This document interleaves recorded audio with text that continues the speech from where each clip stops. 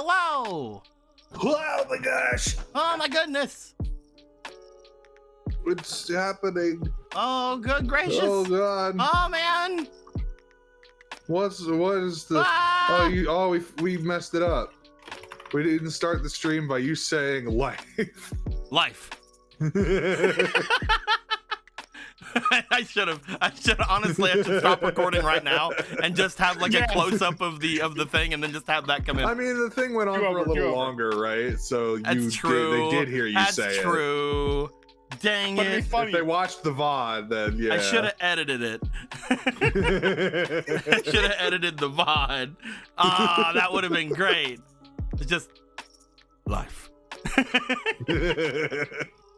If you don't know Like what we did, if you don't know what we're talking about, then you should have watched last episode. What are you doing here? Hi, hello. We're playing some Zelda today. Yay. Yay. Yay. Well. Don't get too fucking excited now, guys. we gotta pull it back a little At least bit. we said some shit. Right now we're at like an 11. We need to bring it down like a 2. I was actually just looking at the stream for a minute. I was like, is it still picking up my keyboard taps? That was the only time I was lighting up. I wasn't saying anything. It was my keyboard. So now I know that just in case, I have to make sure that I am super duper muted, which I'm usually pretty good at because... But we like the What if click people? clacks. What if people just think you're a click clack? Ah, good point. That's just a little bit obnoxious, you know? Yeah, I get you. As long as we get to hear you, that's all that matters. Speaking of Yeah. which, hello, Anthony. Ew. I think the only time we heard you was a clicky clack as well. So hey. So. I'm glad that we're all here. I'm glad that we're all ready and raring to go from last week. I'm sure that nothing too amazing happened, and Lynn's here too. Hello, Lynn of the Forest. Get used to the click clacks. Click, Carry click, click, on. click, click, click, click, click, click. I don't know. I don't like my own click clacks. I got a keyboard specifically that doesn't click clack, and then I like the mechanical keyboards, and then I've seen like the ones that sound very, very soft and muted, almost sound like almost bubbly. oh And I really like those too. But like there's just something about the fucking old typewriter kind of sound. Yeah. Mechanical. There's just something satisfying about it. Like I saw when it came to a keyboard that had little ducks as all the keys, oh yeah, that's annoying. and every time you clicked on it, it clacked.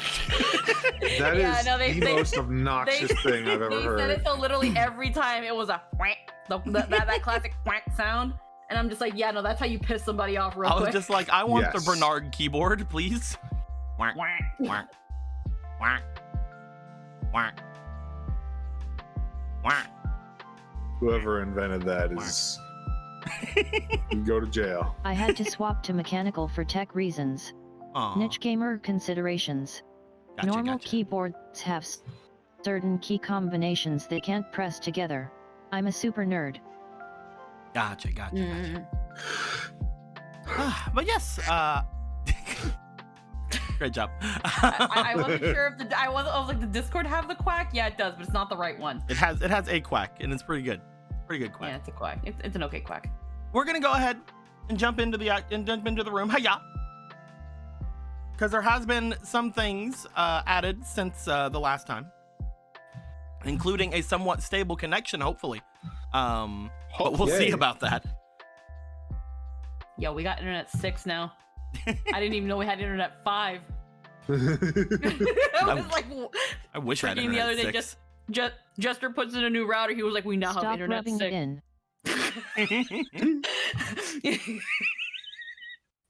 I'm so sorry, Lynn, that you just have internet. My guys, we are here. There are Zelda things happening. Before we get into the last time, which will most likely be a random wacky number for whoever decides to say things for her. Before we get to that, I have been talking to the party a little bit and to myself mostly about a new rule I'm wanting to add in for battles, and it's right here. We have the massive damage rules now applied into battles, which is sort of like an offset to why the party has such low hearts compared to all of the bosses having much more than them. I didn't want to completely overhaul the system and just throw this system into the Kingdom Hearts system, because that requires a whole lot of work that I'm not sure any of us want me to do, right? Nobody. Anyway, so instead I decided to make this. Basically, it is something that I Doing recently learned. See you in 3 minutes. Oh no, it's something that I recently learned from Tears of the Kingdom / Breath of the Wild. There was a thing where if you were at max health, a lot of attacks don't outright kill you. They just bring you down to like a quarter heart. So I'm like, oh, that sounds pretty cool. Some attacks bypass this, and it only works whenever you're at full health when it happens. But it is pretty neato. So I kind of added that here, where whenever a player will receive damage that would exceed their hearts, their maximum hearts. So anything that even if you're at 2 health, if an attack does like 8 hearts, you only have like 4 hearts, this will still activate. Whenever a player would receive damage that exceed their max hearts, they fall to 1 heart instead. If a player has 10 hearts or more and would take damage that would exceed 5 hearts, this is so that actually investing in hearts doesn't feel bad with this new rule. If you would take damage that would exceed 5 hearts, you can roll resistance DC 15 to only take 5 hearts. So if you would take 6 or 7 or 10, you go to 5 instead. If the damage would take out their last heart, then you drop to 1 instead. So even then, if you only have 4 hearts, you can still roll to go to 1 heart. It's pretty new. At the start of your turn, if you have 3 hearts or less, you can use an action to brace yourself. One of your 3 actions you have a turn, you can use one of them to brace yourself. If you're hit with an attack during that turn that you braced yourself, you cannot be brought to, below 1 heart unless you started with 1 heart before the attack. So basically, if you are bracing yourself with 2 hearts, your opponent has 2 attacks. If they hit you once, no matter what the damage is, you only go down to 1 heart. If they then hit you again, you will go down to 0 because you started with 1 before the attack. But you can't go down to 1 big attack. It will save you 1 hit from going down. If you are brought to 0 hearts, you are not knocked out. But you are not knocked out, but you can't take part in the combat until you are healed. You may still direct any allies you have access to and make checks and saves. So for Ronan and Polo, they can still command their tamer animals, as well as Ronan can still kind of use Obra, but they themselves can't do anything. They are on the ground. They're like bleh. If you're down and you take hits that would take you past your maximum hearts and damage, that'd be really hard to do for Ronan, but it could happen. If you're down and you would take more damage than your max hearts would allow, you are knocked out or you are killed. If you are healed quick enough after a massive blow, however, within 1d4 turns, you would have to do that whenever you go down. You may wake up at 0 hearts, but you are still not in the combat yet. So that is kind of how we're going to be doing things. If we need to buff this later on, we can. If we need to do anything else with it, we can. But for the moment, I think this might be a little neat thing. If we don't end up liking it, we can revert. Or if you guys really want me to, and by you guys I mean the 4 of you, I could try to move things over to the Kingdom Hearts way of doing things, but that would require you guys learning a new system this far in the game.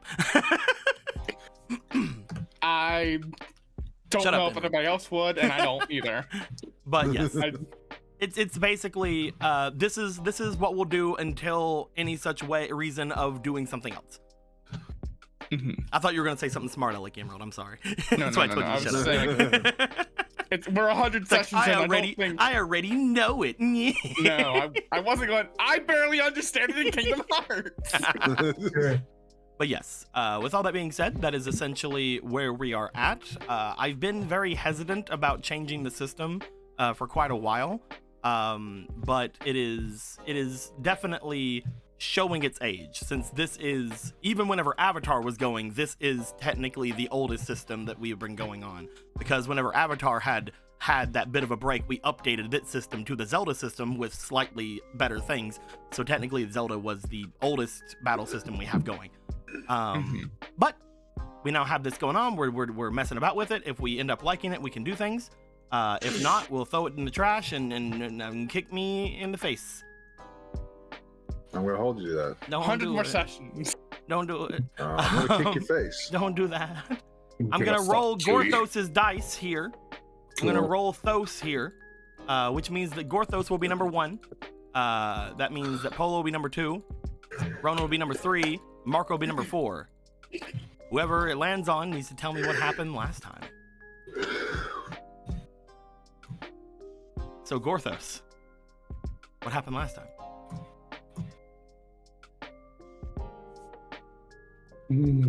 I believe in you. You got this.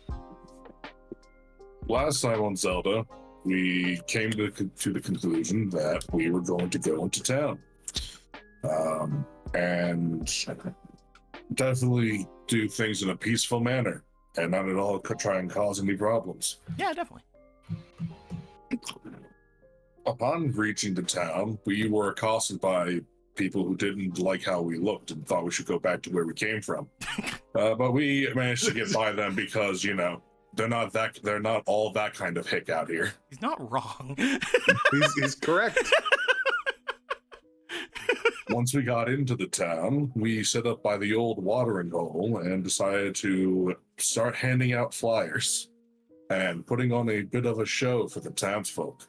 All indiscriminate number of them.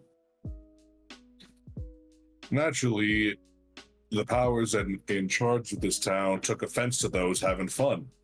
And in such a manner, they tried to get us to leave. But because they don't like fun, that doesn't mean everyone hates it. So they were outvoted by most other people saying, "Shut the fuck up, mayor, no one cares." By literally everyone else in town. Naturally, the mayor being super competent and not all just a flabby puppet sitting in a fancy desk chair, naturally had the dark wizards following him around, these little fucking Nazguls. And turns out these disgusting little Nazguls are actually the puppet creatures, the souls wearing the mud, because I guess they like how their complexion looks. And naturally that came to the climactic point of, hey, look, a monster. Panic. And as the only one of the 3 decent guards of this town tried to fight one, Our boy Casey. He got backstabbed because nepotism, I guess. Fuck you, Terrence. And shenanigans ensued afterwards as the townsfolk were getting the fuck out of here. The little Zora king-to-be did their bloodline so fucking proud by latching onto the chest of the mayor and proceeding to punch and bite the shit out of him. Like a little gremlin. Our little ankle biter. With the force of 1,000 suns, she knocks him the fuck over and begins to fucking beat the shit out of him. Which is great.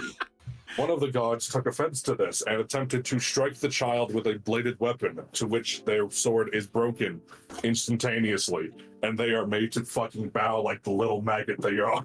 I love that this guy is still technically awake, but he's like, nah, I'm up, I'm down. I don't want to. I know better. Gorthos just sit down, and it's like, all right, cool, I will. Yeah, you know, I think I will. Marco tries to avenge the only decent person on this battle map right now that isn't a player character, and you know, that's going pretty okay until the buff spell gets cast upon the town for all living creatures, for all enemies, except the enemies are resistant to magic except for the 2 guards. Which means they are immune to all forms of magical effect, including beneficial ones. Good to know that. Great to know. It's wonderful to know that. That's really good to know. But with our powers combined and Ronan's unending amount of violence upon the mayor, by just punching him and saying "go to sleep, go to sleep, go to sleep" over and over, combined with the little prince's gnawing noises as they're trying to bite through metal, to probably rip out his heart. I don't know what their plan is. But with all of our powers combined, we managed to clear out the center of town, and there is with our powers combined and Marco's speech about "I think you're a good person despite it all, so why are you being a bitch?" Oh yeah, you turned one of the boys. I did, yeah. There's the duality of man, making someone shit themselves into submission, fucking doing a friendship speech to make them turn sides. But I believe the two wizards are still kind of awake, and that ain't cool. But it's okay, because Kuro's trying to Baptista bomb that one over there. And noticing that there's a wizard that is free to cast spells without threat of being punched in the fucking mouth because of casting a spell in melee. Or those attempted to accost this other one that's been watching them the longest. Which he then stepped into the fucking shadow realm for a while so they could have a talk. And turns out this is the Sage of Life. And he's kind of a bitch, and I'm going to fucking Batista bomb him. But he is trying to he is having a pretty good argument about why I shouldn't just fucking blast him into the fucking sun. It's not sure how well it's actually going for him, though. We'll see how that happens later. Not sure if it's doing anything, but he's making points. He's definitely speaking. There are words coming out of the mouth. Which is farther than I thought he'd go when I finally met him face to face. If you can say that, if you can call it face to face with either of us. And the last thing that was said was, "I am the sage of," and then everything dropped. Because God said two-parter. And karate chopped your router in half.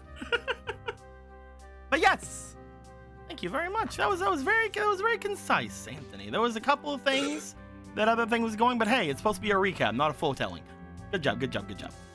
I'm gonna give you you want me with Gortho Aspirations? I'm gonna give you a couple of those. That seems like the best thing to do for you right now, since you literally have 0 of those.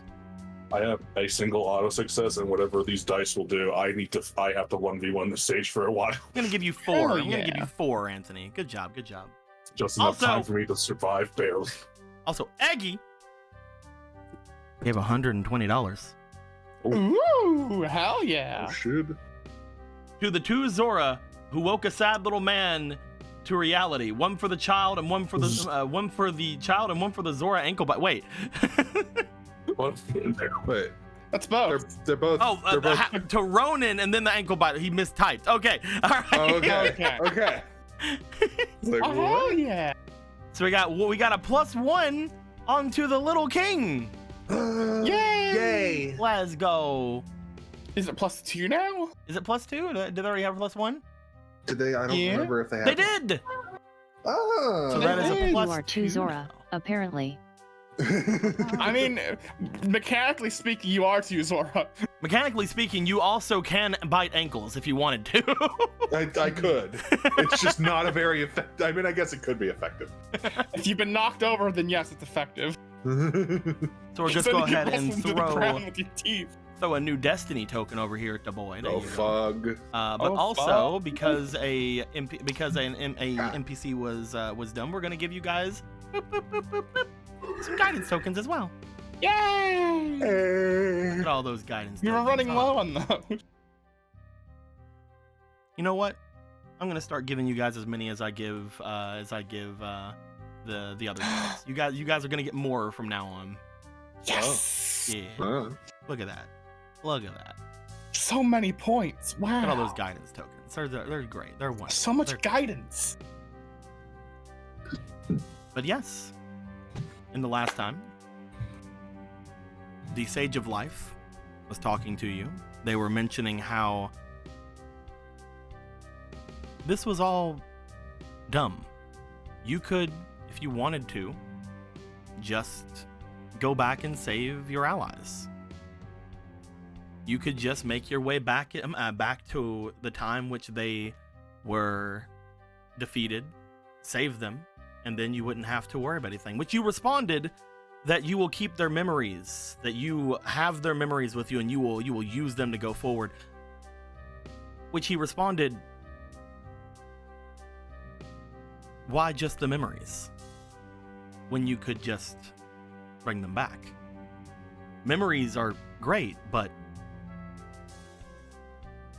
they're not the person, and obviously that person would enjoy still being around.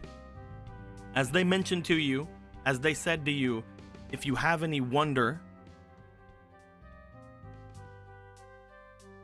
if there was any wonder in you that I could not back up what I have told you.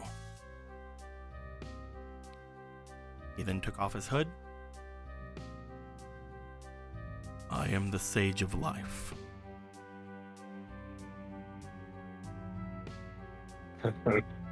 Dorthos.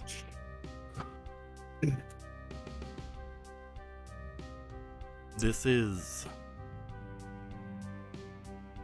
a fantastic deal for you and for your unfortunately perished allies. A second chance. A new age that can see the might of Gorthos and the Four Riders. All the good they can do. Why keep them as memories when they could be here with you now?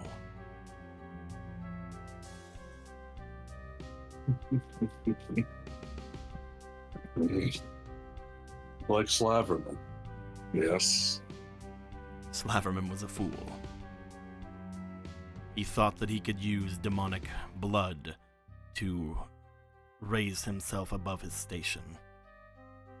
He thought that by asking for power from those who had it, and by taking it from those weaker than him,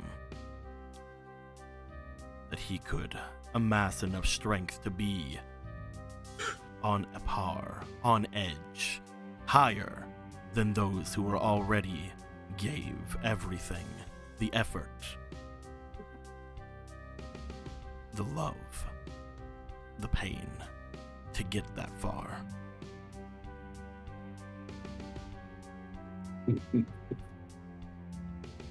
I have worked with many people. I have worked with Slaverman. But I took back the gifts that I gave him.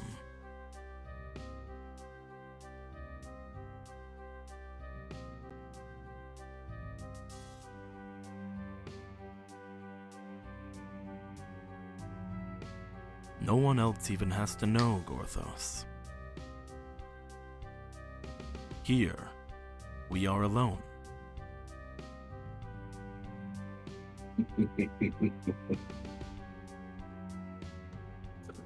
What is your name, Sage?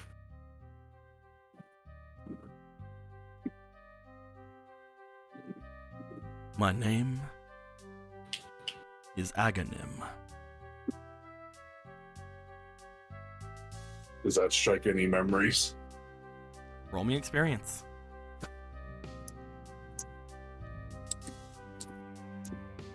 Do I? I do.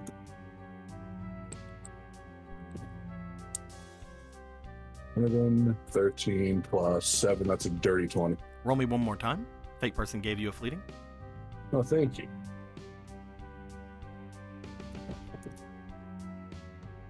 We'll take the 11. Yeah. That's it. The name Aghanim seems familiar. You're not sure why. You think back as much as you can, but it does somewhat feel familiar somewhere deep in the back of your mind. You can You know that you have most of your memory back. You can recall most of your existence. But there are still small pockets of fog throughout it. Unfortunately, whenever you think back to it, the only thing you can do is realize it is inside of one of those pockets of fog. But why? You are familiar. A distance time.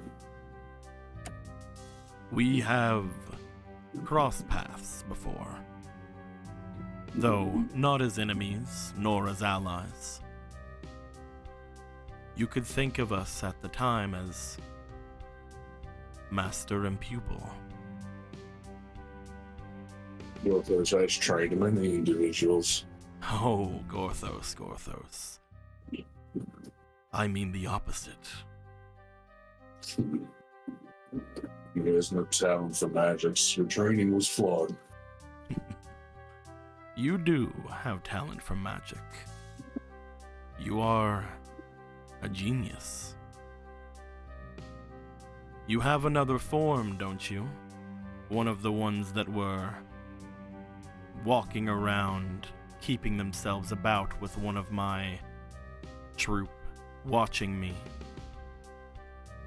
That Hylian that was hiding. The magics that it can use, that they could use, was far stronger than many could even grasp. Yet as soon as you took that body, you could use those talents. Gorthos, you may not remember it, but can you tell me in all of your years of life that there is anything that your bored, wanting mind could not grasp?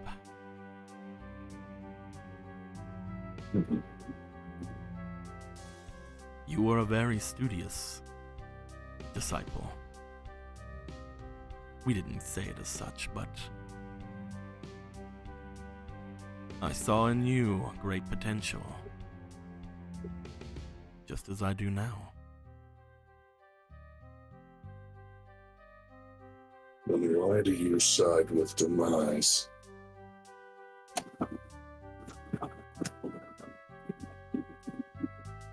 There are those out there who are unfortunately far more powerful than I, than you, than any.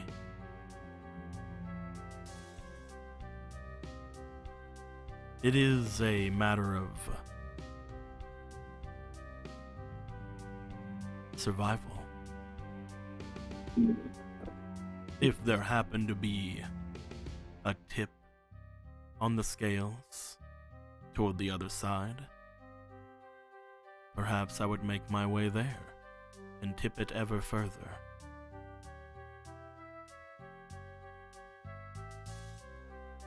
But I do not follow demise.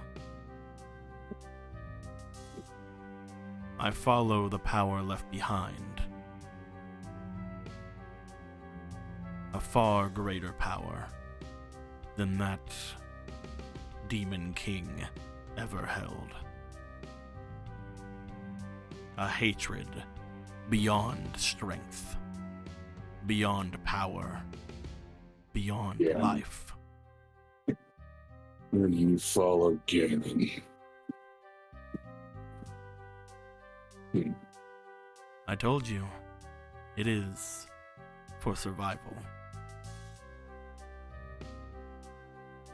I have no loyalty, if that's what you're asking, to Ganon. But power can be very persuasive, especially whenever it's pointed at you. But you're different, Gorthos. You have defied that power many times, even without knowing. You have seen such strength up close and survived to an extent.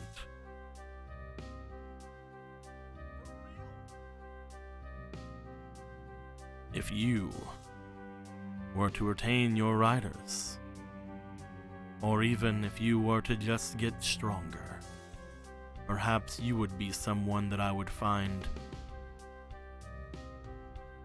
worthy of actual fealty.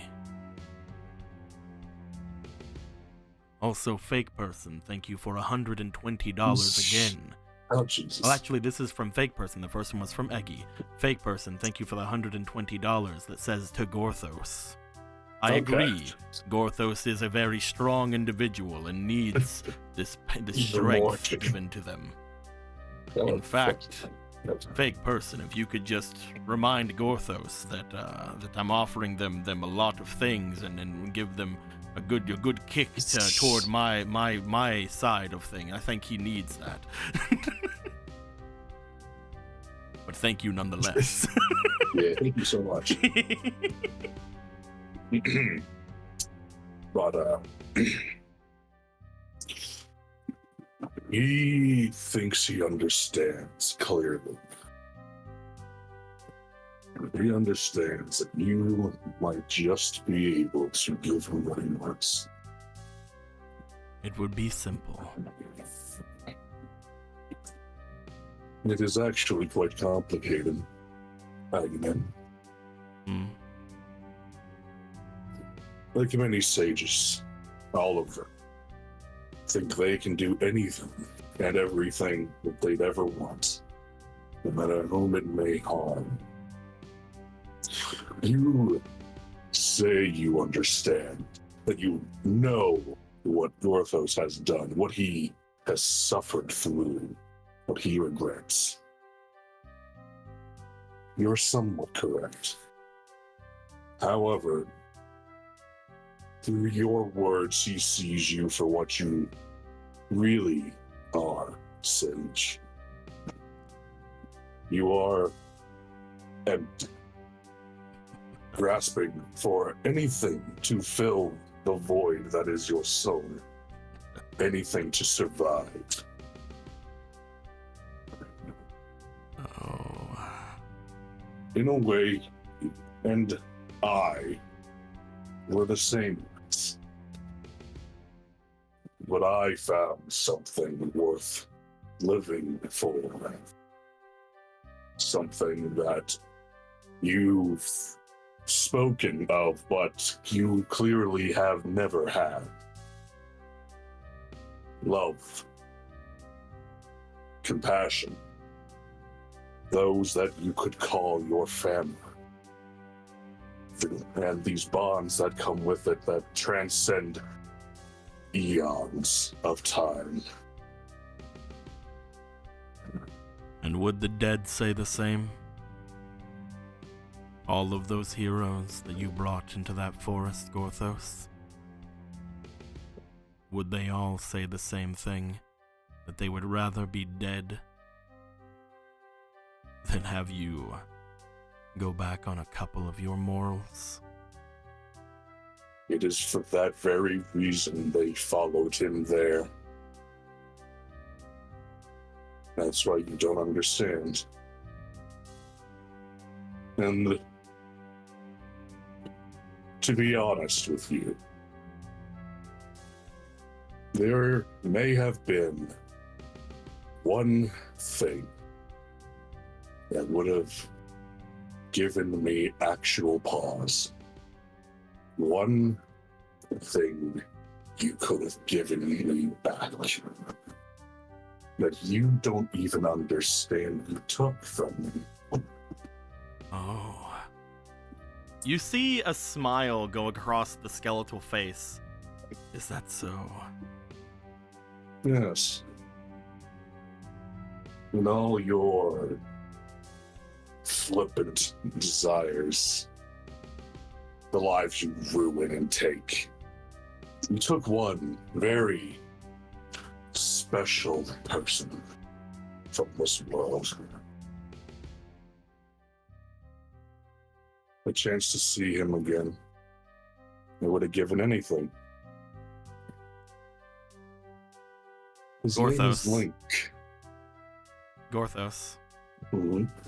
I need you to roll me. Mm-hmm. I need you to give me a spirit check, please.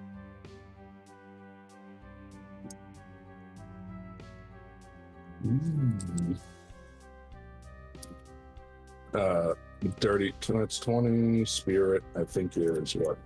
Roll me three more 23. times. So that's a 23 to start.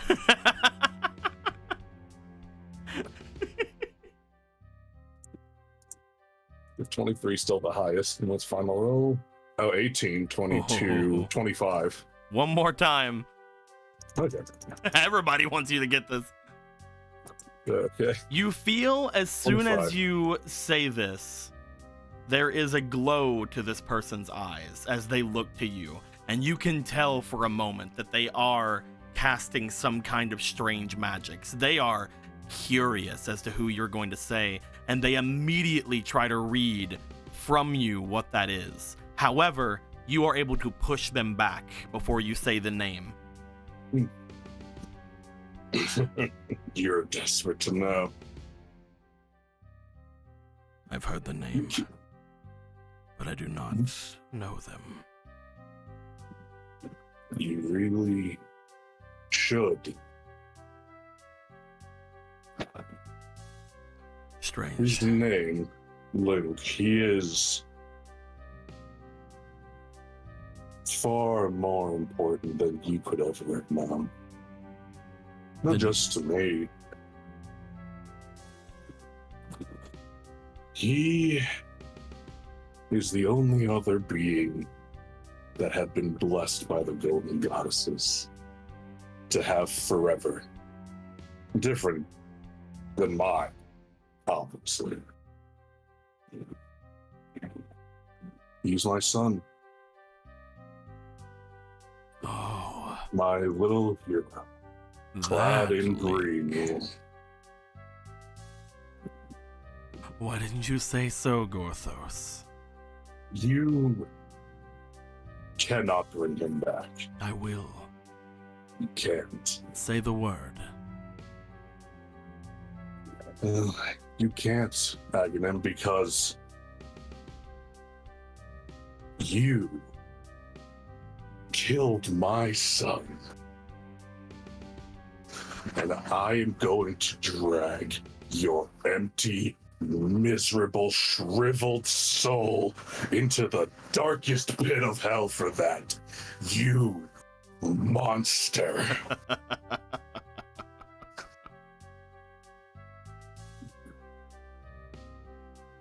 You are a walking contradiction, Gorthos. You stand in front of me speaking of love,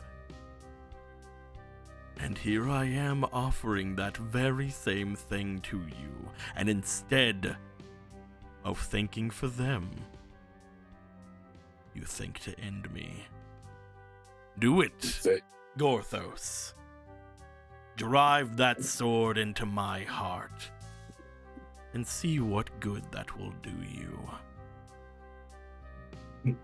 Because I am the only person.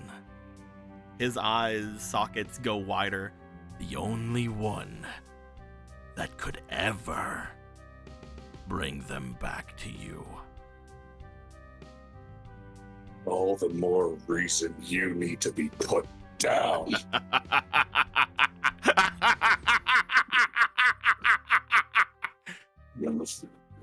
I'm gonna charge him. You can, definitely. As you go forward, it's still your turn.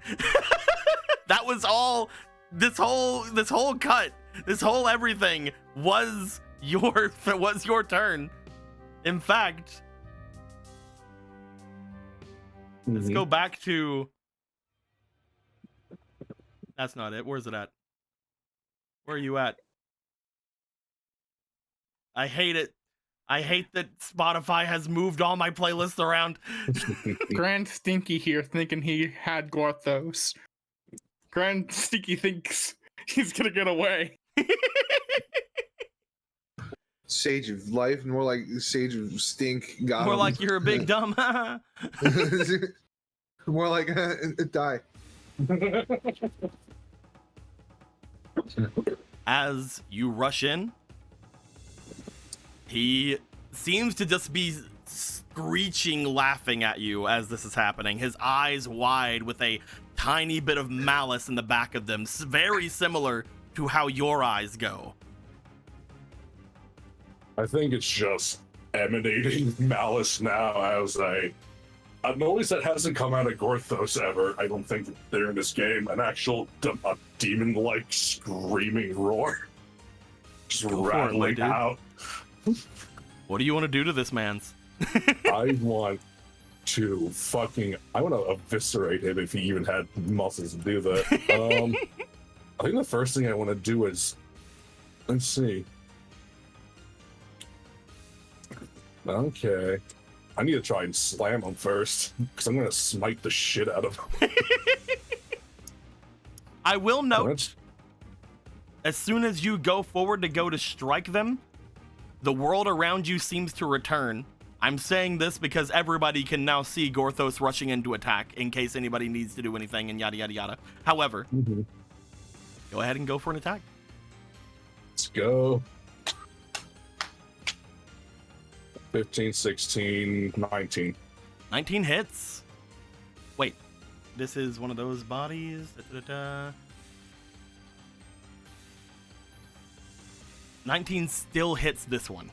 I think two-handed plus. I think it's a +1 too. Oh, were you not already So it's factoring that in? Yeah, no, I forgot about that part. Oh, okay. Then yeah, So you hit. That's a dirty 20. You hit. Cool. I'm gonna burn a use of lightning burst to smite him. Gonna go for a devoted smite. Yeah. Da-da-da. Upon striking for any form of attack, you can use some ability to have scroll it all the way back. Deal an extra 1d4 holy damage to your foe. This can stack. Do you want to use more?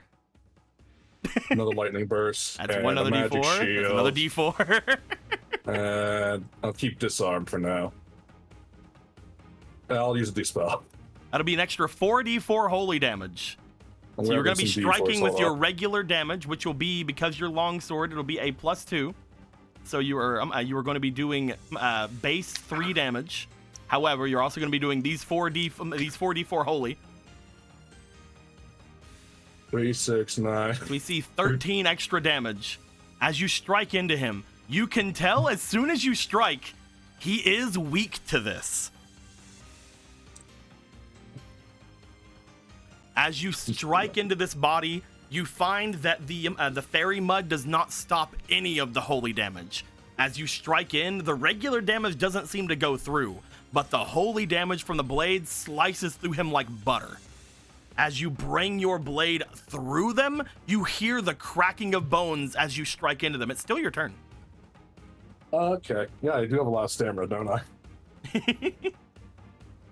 Let's see here. God, I wish I could just flurry rush him by default. Just end him. We need to give you like a backflip ability or something that just allow you to instantly go into flurry rush like in the games. It'd be amazing if that happens. I don't know. I think that should be like a general use ability that everyone with like high finesse should be able to use too. Get out of here. I would like. Let's see. I want to just try and hit him again. Go for it. Roll that overwhelm attack. Whatever this is, all... +1. That's definitely a hit. 21. Plus your 3 over here, so yeah. Yeah.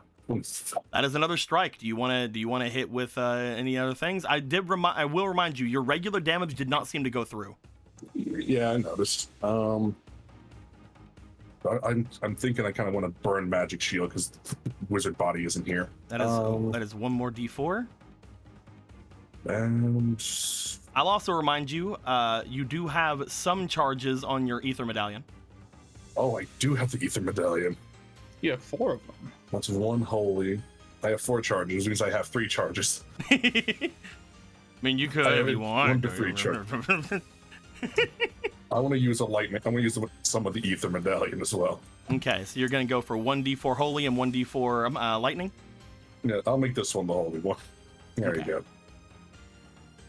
Yep, I grabbed it all. That's fine. So 2 holy, 2 lightning. 2 holy, 2 lightning. The holy will double the damage. The lightning does get cut in half. But it does still seem to hit him, unlike the other damage that you did. As you strike into him, the holy damage seems to again cut through him rather well. The lightning does seem to give a little bit of extra stuff onto it, but it does seem to half the damage on it. You still have one more attack. Is it possible for me to just, with the fairy mud, can I just try and smash his, like, just smash him? Can I just, like, try and break him like a clay pot? You could try. Again, though, you do note that he is very resistant to physical stuff. Yeah, that's true. I What will else can also I do? remind other people, though, that they also have some uses on their medallions. Can I do it from this far away? I believe you can. 'Cause I am, like- medallion, force damage. By chosen heroes. Yeah, it says 8 squares. So how many? Where are we at? Squares. I'm across the battlefield from him. 1, so 2, 3, 4, 5, 6, 7. He's 1 away. He's 1 out of your range. he's 1 out of my fucking He's range. 1 out of your range. Oh no, he's not now. What? How did that happen? He is exactly 1 square out of your range. Do you still have dungeon action? We all do. I do have dungeon You action. technically could move slightly closer if you wanted to. Okay, so if I understand dungeon action correctly, it doesn't matter the order of operations because I can move and I can do a free action and move. Is it like I choose one or the other? Does it like a move and hit or? Battle Mass Spunk has an action. This free action be used on any freeze's turn to allow Spunk to move the 3 squares and use anything they have access to. It is one kind of thing, so you can move and activate a thing. It depends. Tell me what you want to do. I'm just gonna whack this guy again and then move to get closer to Gorthos to give him the ether stuff. Fuck it, sure. Pog. All right. I have the fire sword. I will attack this monster thing in front of me. You know, does a 15 hit? 15 doesn't hit. It does distract him with that fire, like, oh god, fire in my face. Oh, Strike jeez. with fire and then, you know, move back a bit. Hit Gorthos. How much of this how much force damage are you about to give me for my 2nd out of 3? things I can do? You can have 3. Oh man, a whole 3? 3d4 I'll force roll. damage. 3d4 Cool. force damage, yeah. Magic missile, go. 8. That's 8 altogether. You find that he does not resist magical force damage. He doesn't take double damage, but he does not resist it like he did the lightning damage. Cool. Ooh. As you strike at him and you hit him with this, you see cracks appearing all over this person as they're looking at you, still laughing, but they have taken severe damage. I don't know if you have anything else. I I think that was all of your stamina. I had to move close to him, so that takes stamina, right? Moving. It does not take a stamina to move. Just whap, and then I think I have 1 more stamina. No, because you did the big holy attack, then you did the Oh, holy yeah. electric attack, and now you did the quake attack. Right. Okay. Yeah. I see. Do you have your dungeon action left? You have a dungeon action left. Yeah, but I'm gonna wait. I want to see how he tries to retaliate and then punch him in the mouth. Okay. As that happens, you strike into this person several times, this thing laughing at you as it does.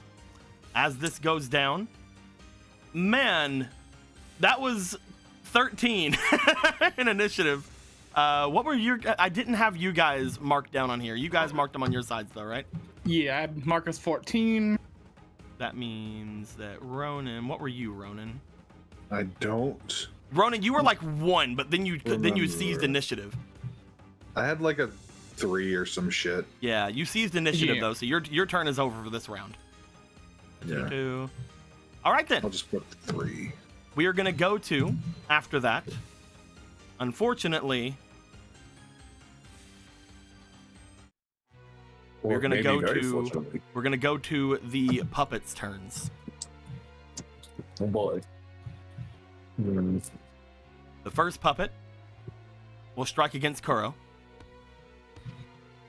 As it does, it is going to attempt to claw through him. He seems to bring his arm back. You see the arm begin to shift back into that same lanky brown arm of those creatures, those puppets from before, as it goes to strike at Kuro. That's going to be a miss. He has one more attack. However, because he missed the first attack, he has advantage on the second. Oh, they have that. Mm-hmm. They can do that shit. Oh no. That is a nat 20. Oh no, the crit farmers. As this thing seems to slice in, as this happens, Polo, you feel a sense of concern go across the ring that you hold, because this is the ring given to you by Gallon. As you look back just in time to see an arm go through the side of Kuro. Ah! As this thing rips through Kuro's side, dealing... Oh no. a very wide amount of damage that will have Kuro activate the massive damage rule. Oh my Oh. god. Kuro is going to Okay. roll to see if Kuro only takes 5, because that would be great right now if he could only take 5. Oh my fucking god. Kuro does not only take 5. However, Oh, no. Kuro will go down to 1 after that strike. As Kuro gets struck and seems to have his side basically just ripped through, Kuro stumbles back, holding on to it, looking back at him with a sense of, you can tell just looking at Kuro's face, he's not gonna run. He's more pissed than anything. Of course not. But you would feel them, Polo, that as soon as that happens, there is a sense of concern coming from you, coming from your ring as that happens. Yeah. The other one is gonna step toward Marco. Marco, Try it, bitch. I have clones. try it, bitch. Let's go. First You ain't attack. Shit. Marco, what is your AC? My AC is 18. This will hit. Would you like to clones? I will clones. Okay. What's it do? Unless till the start of your next turn, then you're going to require an instinct check from the bottom. Basically, this thing's going to attempt to rip into you. You back off very slightly, making a Marco clone in your place. Where is the Marco clones at? You never made one. I had one. I did make one. It just wasn't of a correct tone of blue, but I did make one. Did you ever upload it? Yes. It was around here, and I know I did, because I was looking at these guys beside each other, and I go like, that's not the right color. I don't like it. So it's in the room somewhere. He's around never here given it to somewhere. me. Well, I didn't give it to you. Yeah. He's his own guy. Fucking. You think you can just take over guys Yes. like that? Because he's not real. I don't think. I think you're being a big meanie, is what you're doing. This is beyond any sense that I am going to give myself, so I'm just going to hand off one of these guys. You make Cool, him. Thanks. Hell yeah. You make a Roki clone. It's me for all intents and Yes. purposes.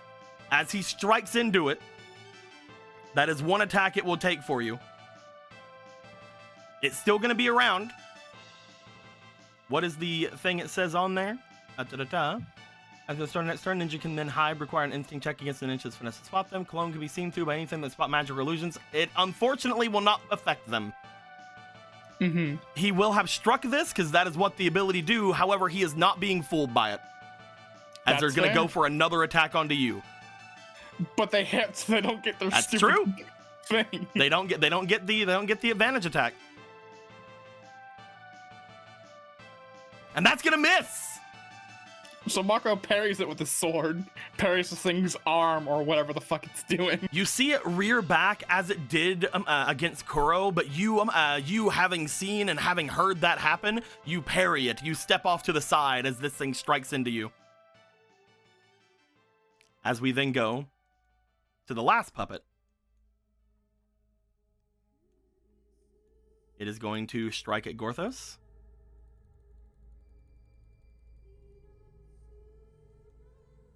That is a miss.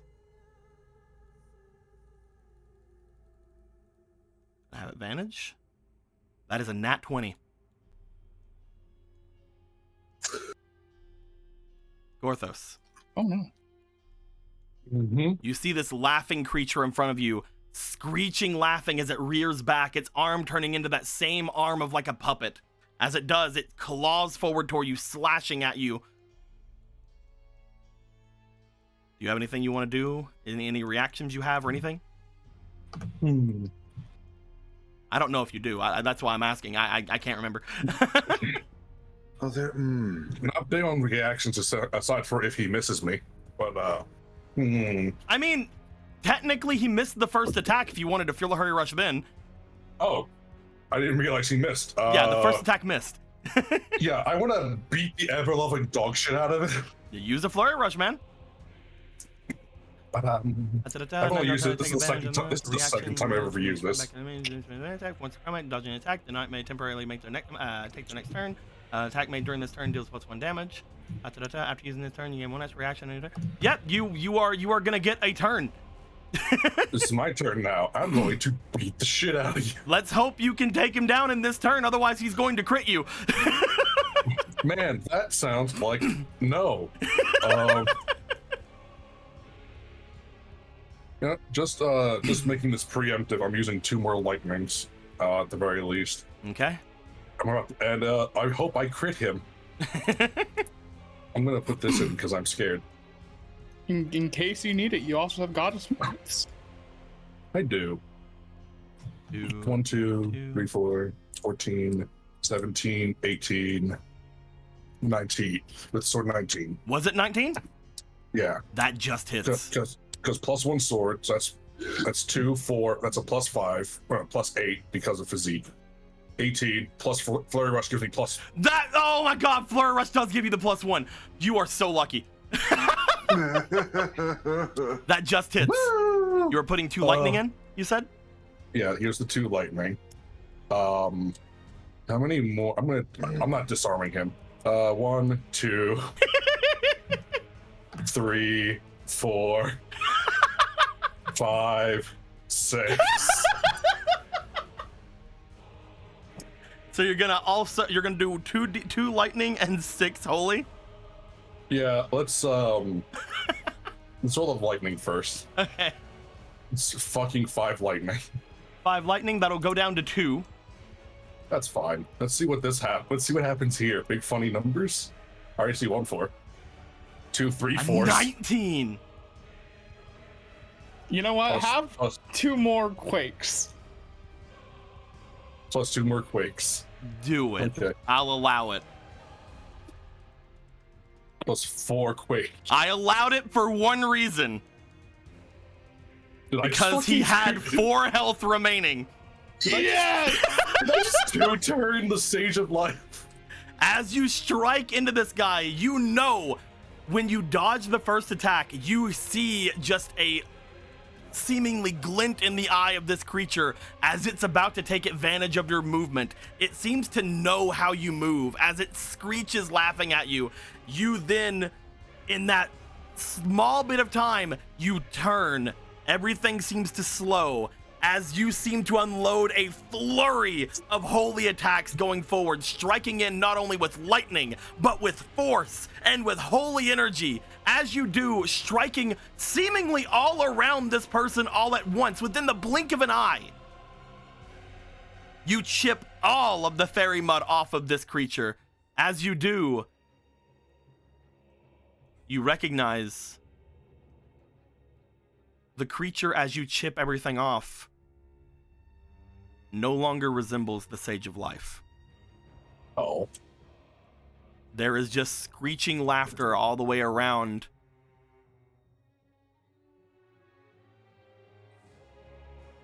As you do destroy one of the puppets.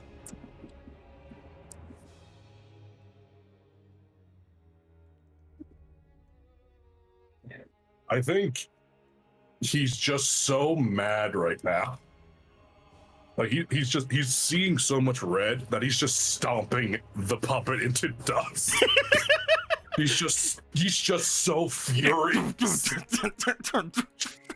Man's got that insane 5G Wi-Fi. Until that laughing stops, he won't until it stops. The laughing seems to almost first come from the mouth of this creature, but as you are stomping this creature into literal muck, into goo, into dust, the laughing seems to come from all around you at once. The rest of you can't hear any laughter after he stomps the face of this creature, but Gorthos, it seems to get louder and louder in your ears. That being said, it's Radon's turn. Hey. We go back to the top of the initiative. What I did- will he Oh, I know, you're I at didn't- 7. You're at 7. You're at I 7. didn't go. We've changed so many, Go. Squeaky. We've changed so many turns because Gortho's taking turns and Ronan moving forward. I'm so sorry. It's okay. I was just like, I'm oh, so it's Radon. sorry. I'm like, wait. I didn't go. I'm so sorry. Squeaky. It is Do your it, turn. Kill them. I had an idea. I'm so sorry. Kuro's over there. Kuro's over there. You do note that whenever you are on Orion, you have a 6 square movement. Yeah. So I think it costs an action It is not. to make. It doesn't make an action to make him big. Nope. Okay. You can just well, tell him we're to do that. done. Okay, big. Thank you. Embiggen. I'm biggin'. Digging in. And we're gonna do a charging towards this boyo. Now, out of curiosity, because Mhm. I do have my sage right, that I can either use as a heal or I can use to make a target dry if I decide to use it offensively and they fail the save. Yep. This is going by the assumption that these are mud boys.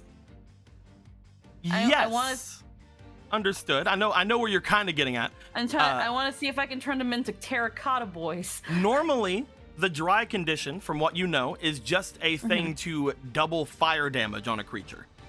Because when they're Okay. dry, they take extra fire damage. However, I will allow this. I will allow an attempt at this. It seems fun. Okay. So, actually, if I move now, then I won't be able to move later. Now, what's the range on the right is what I want to The know. biggest thing with your right is within 1 square. Okay, so it has to be touch. Yes. Okay, so, well, I'm on a dog, so 1, 2, 3, 4, 5. That's 6 movement, right? Mhm. 1, 2, 3, 4. What square is he on? We would say that he would be in the 4 square here. Okay. No, your dog is about big. This This guy, man's. He was This guy. up against here. He attacked though, so he'd be like right here. So you are within range. Okay. So so essentially, is it fair to say that this is touch? Yes. Okay. So Think in D&D turns. Think inflict wounds. Like you are okay. like yeah, going at him. yeah, that's usually what I'm thinking. I was like 1 square. I was like, okay, so it seems like I have to touch this guy. Mhm. As like Orion gets close, she is going to essentially tackle this dude. You can definitely. Or essentially like ram with her own horns. You can 1,000,000% do that. And while you're doing your right, your horns glow with holy fire, with the power of the sun. Yeah, she's gonna try to fucking use the right through her fucking horns. So, Roll like, me for your spirit. So Polo is just the Lamb of God now. I see. Hold on, let me give you a better thing here. There you go. Okay. It's cause he almost killed the Kuro boy. So we're gonna do 3 here. Yeah. You just hear somebody in one of the houses. Go, goat person, rise with the sun. Anyway, that is a 19. that is a max roll on everything. And that's okay. So that's 19 with the foreign spirit. So that's a 23, 25, 27. That's a 29. So you hit. You definitely hit. You definitely hit. I hit. As you strike into this person, I would suggest light damage, since you saw what happened to the other creature when Gorthos was wholly attacking it. Okay. Okay. Good. You can still dry it with light. You don't have to use light or heat. Oh, okay. I thought you had to choose one or the other for the dry. But Nope. okay. You can just hit them with 1d4 light or heat, and then you can attempt to dry them. Okay. So we'll do 1d4 light. Go ahead. That's gonna be a 2. You find that whenever you strike into them, they will take double damage from this. You guys now have learned the only weaknesses to these things, which are holy damage and light damage. Shocker. As you plow into this thing, you'll do 4 damage. I need you. Actually, I don't need you to do anything. I think I need him. Yep, DC 14 spirit or resistance save. They have a stronger resistance than they have spirit, but they don't have really great stats at anything except for attacking stats. So let's see what happens.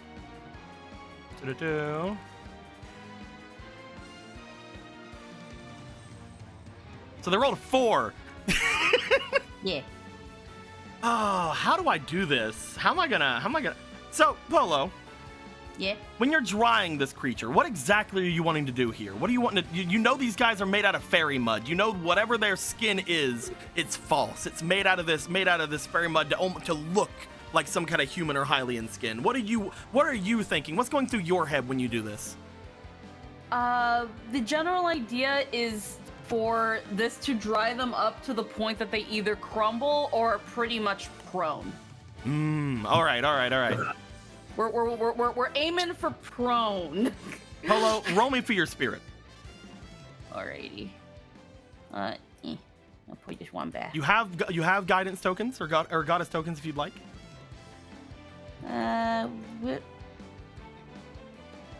That's a 7. But fleeting. Where are the Go ahead and roll. Oh, okay. Oh, they're over here. They're where they always are. Nya, over this way. Okay. Yeah. You know That I'm is a fleeting, 3, so go that's- ahead. Another? Okay. Yep. So Oh, better. 12 plus your 4 plus your 1. That is a 17 altogether. Mm-hmm. I will say, as you strike into this person, you find that there's a shift among them as this goes down. You find one of their legs completely dries. The rest of their body seems to somewhat still be malleable. One of their legs seems to completely dry as you note that they seem to, as they rear back to counterattack you, they seem to fall off to one side as they're not able to completely hold their position again. Okie dokie, and that still leaves 2 actions, right? Yep. I will remind you as well, now that this person is dry, they will be taking double damage from fire attacks. Yeah. I think someone already used the ring, though. Oh, did they?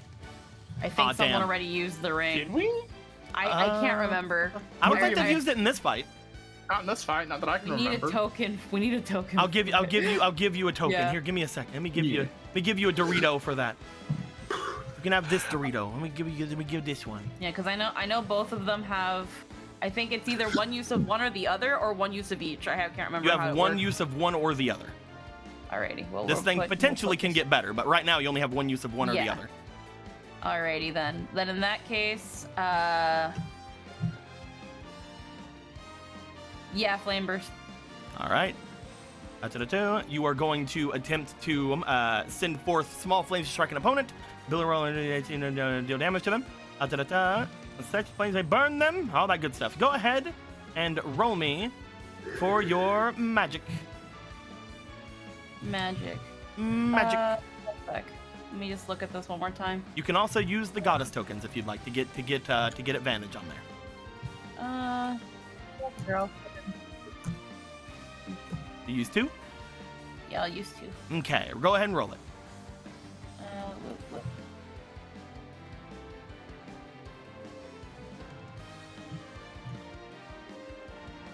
As a 17, that is going to hit. But roll to manage them. I'm sending the flames from the opponent. Use them as a card. We'll get to the burn in a second. Your magic is a 3. You're using the ring, which will use your magic for the damage. So you're going to do 6 damage to them as this happens. Normally they are resistant to fire, but they are definitely not now. As you strike into them with that extra fire damage. You still have one more action. You are currently out of your rights, though. Yeah.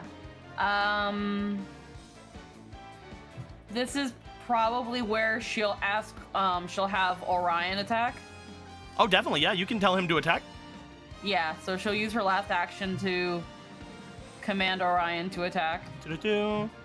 I'll also remind you, you could also use Orion to summon Wolfos as well. And each of them will get an attack. Because I didn't think about that, I don't want to choose it. That's perfectly fine. So, That's perfectly fine. yeah, Perfectly so I'll just have Orion attack, and I'll consider that for the next one. Orion, because he's in big form. Let me look and see what his stats would be.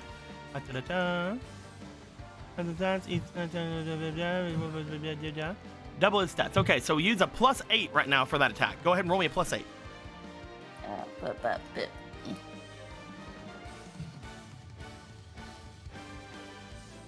And roll me one more time. It's a 3. That's not Unfortunately, this thing seemed to... Wait, he's up. One of his legs is down. What I was doing with that, what I was going to have done, if you would have got a very high roll, I was going to have the other effect you wanted to do, which is going to be basically disintegrating part like them.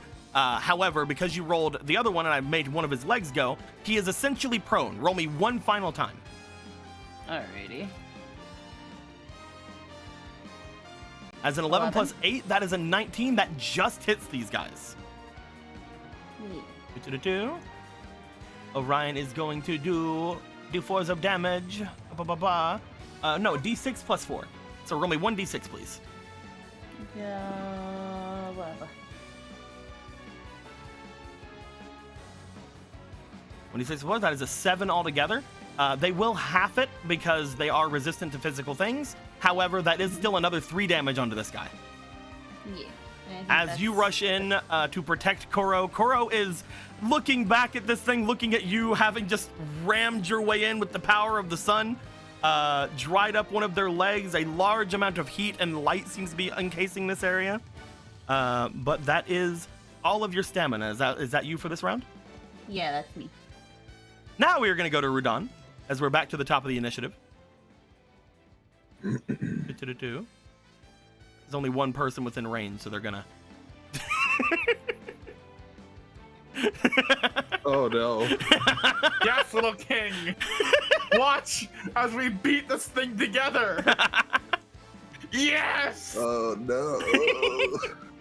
They are tiny. They can share the same spot with Daryl here, as they're going to jump and they're going to attempt to bite this man's. Because they don't have their sword. It's true. If only Marco had been the one to hold the sword. Was holding the sword again? You are? Shit. I thought I was. Oh, Having are a you? fucking episode. No, I took it from her last episode when You we did. talked. Hold on, yeah. then. That changes things.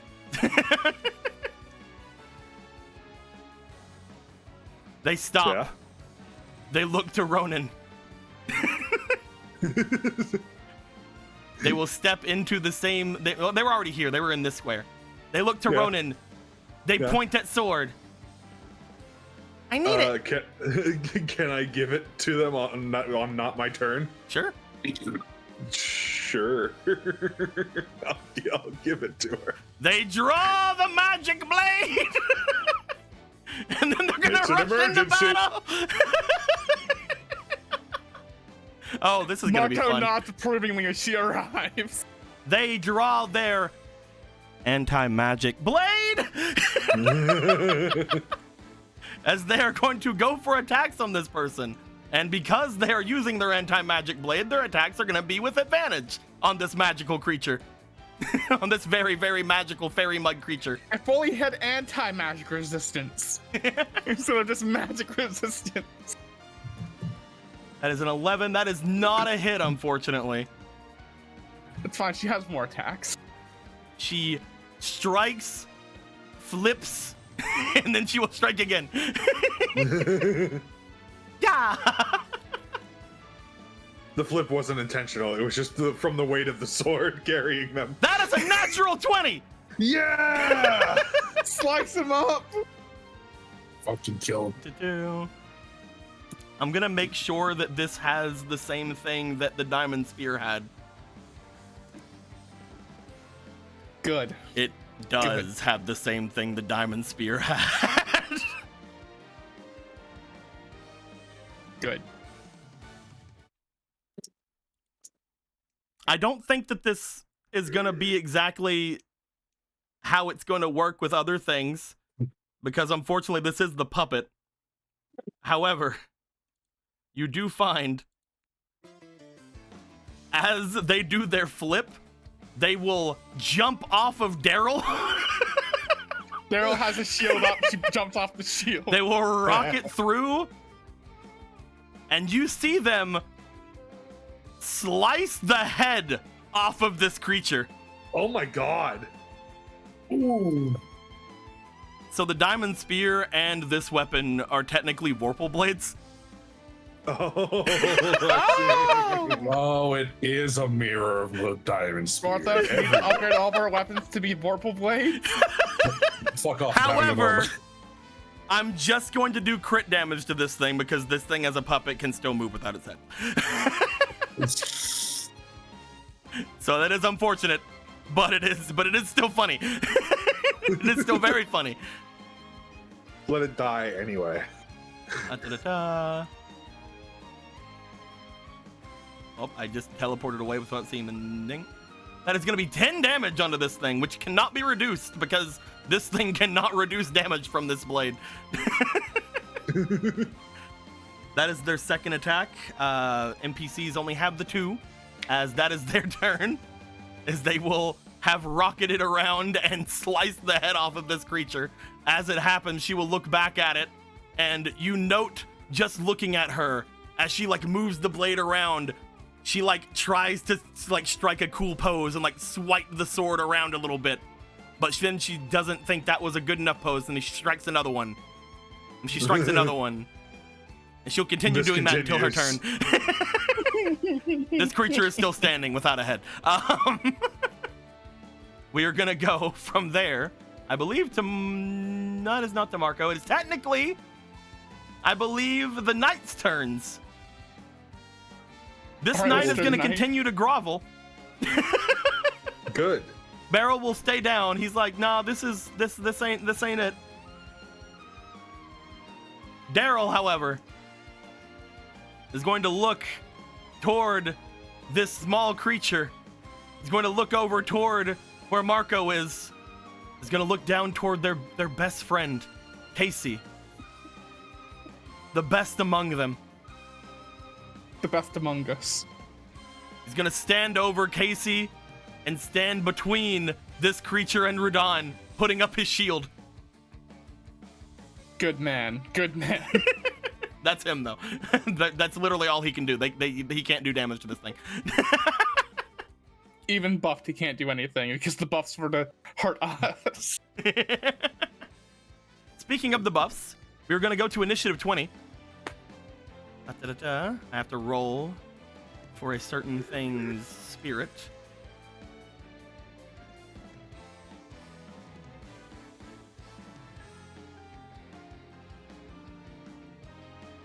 Oh!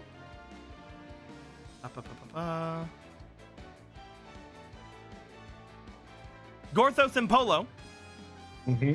if you guys remember, last turn, I had you guys sort of notice something go through the air. Yeah. Mm-hmm. You guys notice a similar thing go through the air this time. However, as you guys do this, a strange sense of magic goes across the battlefield. And as this strange sense of magic goes across, you guys hear, almost sense a shattering of whatever this magic is. As this happens, Polo, Mm-hmm. a familiar smell comes about you. Sniff. Sniff, sniff, sniff, sniff, sniff, sniff, sniff, sniff, sniff. That's not them, that's the other one.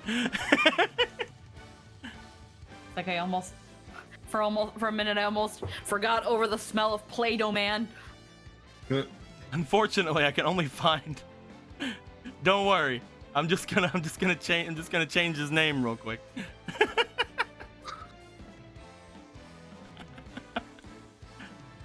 As you will note, rocketing out through a blasted hole in the top of the mayor's house, hovering high in the sky, is a bloodied looking Hadar. Oh, Yeah.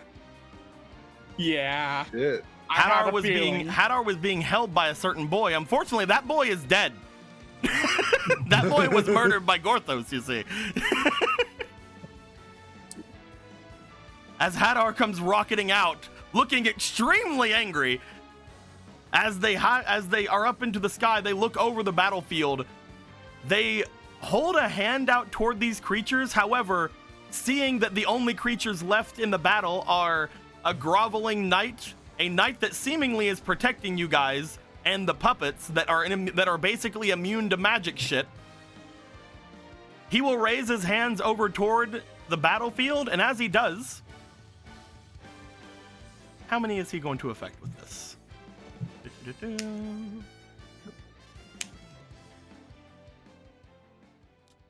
This is up to 7, I see. Ah. Up to 7. I wonder what 7. Who are the 7? Ronan, Marco, Mhm. Gorthos, Polo, Kuro, Orion, and Magic Frog. I like it's a magic frog and not the wizard on top of the frog. Yeah, right. Well, this only really affects physical stuff, so. The magic frog mirror cast that, and we get double buff. All of you, I'm not going to increase your tokens because I just have to decrease them all afterwards. And you guys will be 10. changing at a different rate. All of you seem to gain about a third of your size in height. Oh, shit.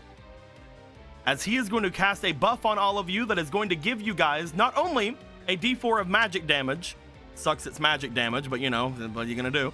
But also is going to give each of you on all of your attacks and spells Overwhelm. Okay. Oh. As he does this, Oh. he still has one action. As he looks over all of you. Does he? No, it would definitely be Polo. Polo. Yeah. You also feel, as this happens,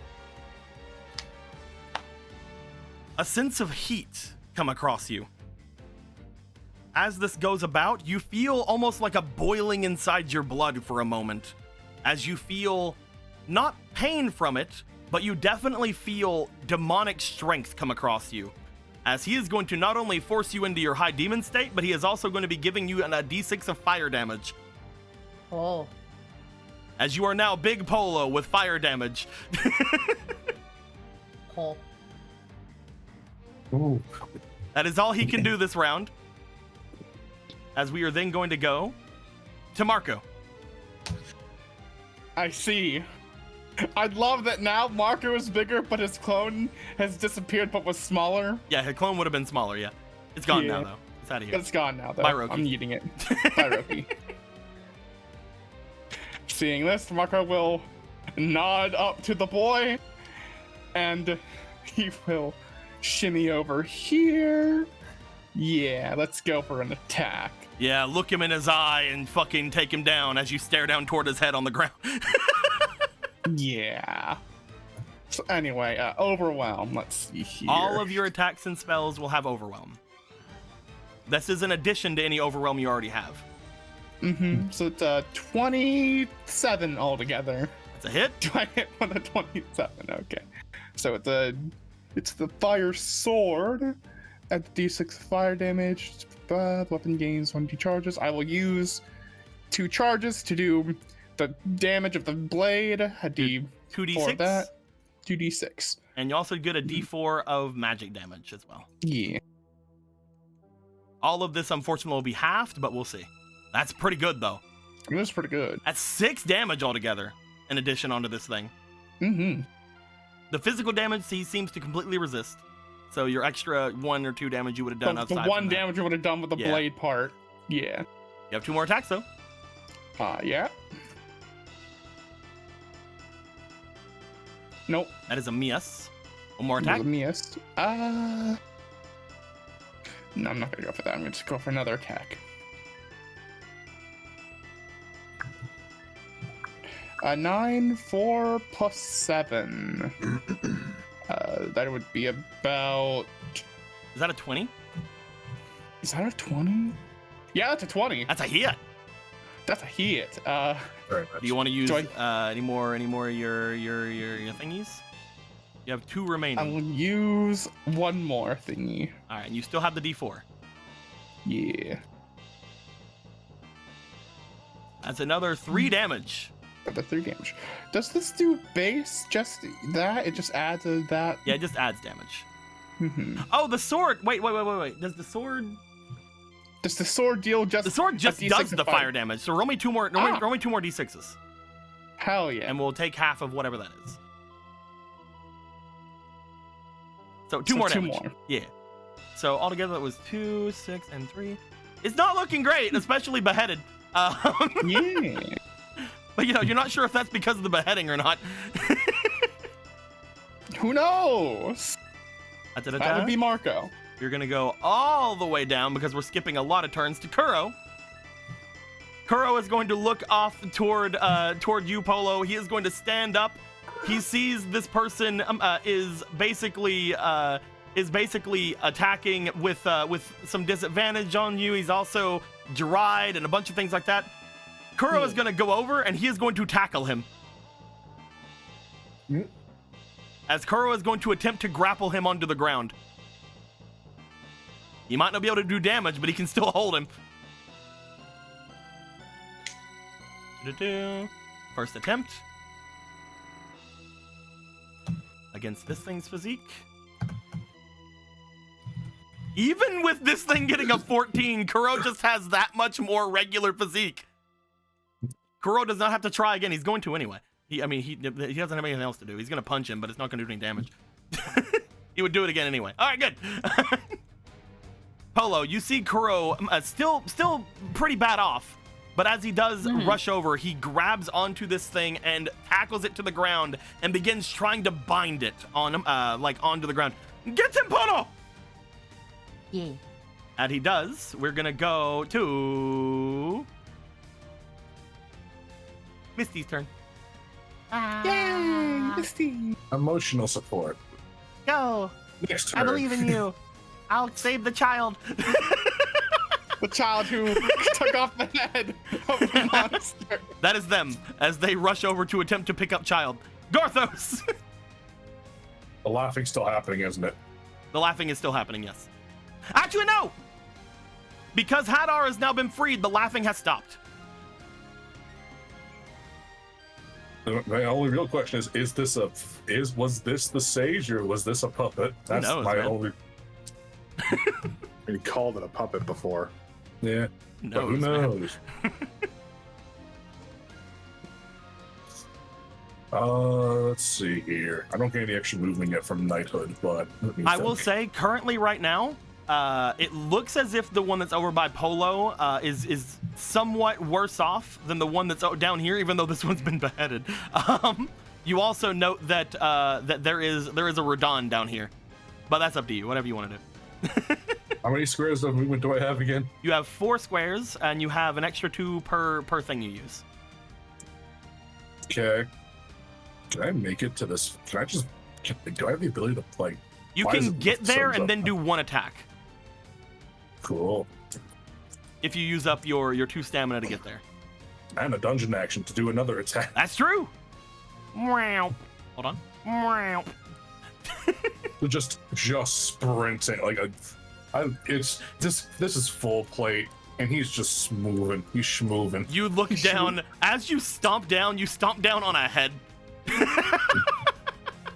Doesn't even miss a beat. He's going in front of us. He's just gonna slam into this thing. He has he already had overwhelm You already. have double overwhelm. Double overwhelm. Goodness. Neat. 16, That's 19, it. 23. That's a hit. I burnt all my whole energy. And that's not true, You can use your 1 life of Gorthos. And I have a dungeon action. I mean, you could use up your dungeon action to just do more holy damage, which would be better than actually hitting them again because you couldn't do any extra damage. Yeah, so that's Do 2 more 2d4 holy damage. Sure, I'll use the overwhelm die. 4. That is an extra 8 damage onto this thing. It is looking fairly bad. You're decently sure. Like, it's hard to gauge his facial expressions with your foot on it. I can just tell I'm a stall. It's fine.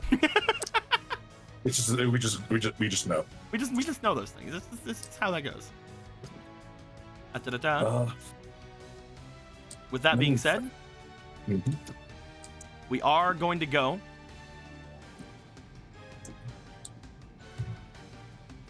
Trying to get to it. We are going to go to the puppet's turns. Where will you attack, puppets? This puppet is going to go for an attack. I say an attack because with that miss, they will go for another attack. This one with the extra d20. However, with that nat 20, oh, I'm so sorry, my dude. This man was ready to intercept any attack. That is why I said it does not matter who he's attacking. As Venti Stinky will attack that man's. I have no actions left. Oh, what? For massive damage. Is Daryl on your side? Is Daryl a good guy? Does he get massive damage thing? He is currently protecting his friend Casey, and I think in this particular case he is an ally. Okay, we'll let him try the massive damage rule. He can massive damage rule. He will go down to 1 HP, similar to Kuro did, as this thing rips into the armor of this character like butter and just tear him asunder, throwing him off to the side. As Radon yells out and tries to go for an attack on him. But, you know, it's not their turn. The other one is currently being bound by Kuro. He's going to attack. He will have disadvantage.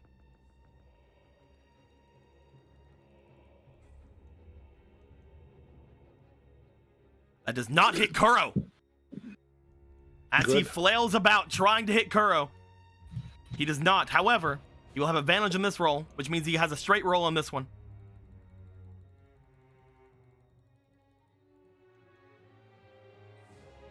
That is a hit on Kuro. Kuro, no! Kuro, no matter what this is, 4 damage. Unfortunately, Kuro will get knocked back away. Kuro will take his final HP. He's still up. He's still alive. He's still conscious, but he is not able to grapple any longer.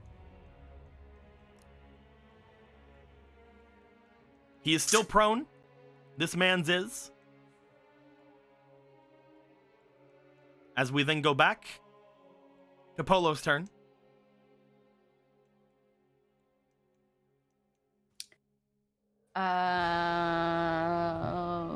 First things first. I actually want to command Orion to do what Kuro was doing and just fucking bring this guy down to the ground. Just pin this fucker down. Yeah, we could. Let's have them go at it with their strengths. I do not think this guy can go at it with a with his strength, but we'll see. That's actually pretty good. But you have a +8, so I need you to roll for Orion's strength. Okie dokie. I'm gonna use a toucan. You can. Gonna use a toucan. I believe in you. Toucan. A toucan. A toucan. Yeah, 19. yeah. All right, this guy got him. Toucan. You see Orion jump over you, lash down, and strike and bite down on this creature, holding him down. Yeah.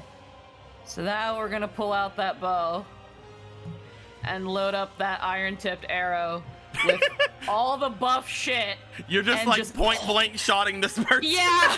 Just point blank with all the demon aura, fire aura, eyes glowing and everything.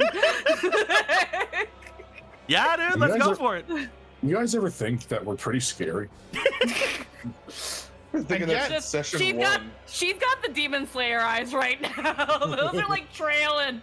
with the I mean, freaking red. your high demon state was activated right then because of your brother's ability. So yeah, Exactly. you have these 3 dice you can roll right here. Yeah, I can. One for him being dry, one for him being held down, and one for your regular attack. All right, let's just put this one for fun. Parker's just the most normal of Also, you have this because all your spells and attacks have overwhelm. We'll have that. We'll roll you that whenever this is over. Roll this. That was a dookie roll. All together. It's your high demon state as well. It's your diligence. So yeah, that's you hit him. Your iron-tipped arrow. Let me see if they have. They have a plus. They have AC minus they have an 1. armor Yeah. pierce. Yeah. Yeah. All right, so yeah, you would have hit them. You would have hit them either way. You would have probably hit them pretty decently anyway. You're gonna have a D4 of magic damage. You're going to have a. Where is the D6 at? There it is. You're gonna have the D6 of fire damage, and go for it. Or have to roll them both together, Speed. Oh, okay, sorry. 2, 4, and 2. Altogether, 8 damage. As you point blank this person over top of them, striking down into them,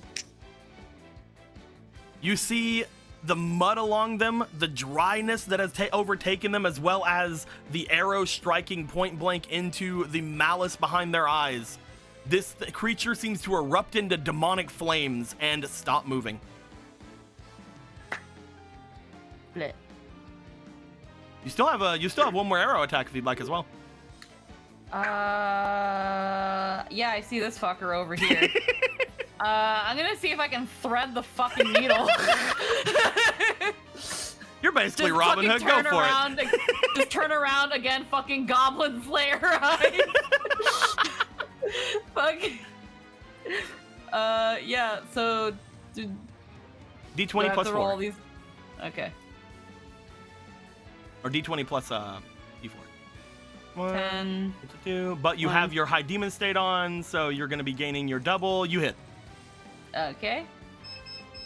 Just go ahead and roll these 2. The physical damage won't really do anything. Yeah, no, that's fine.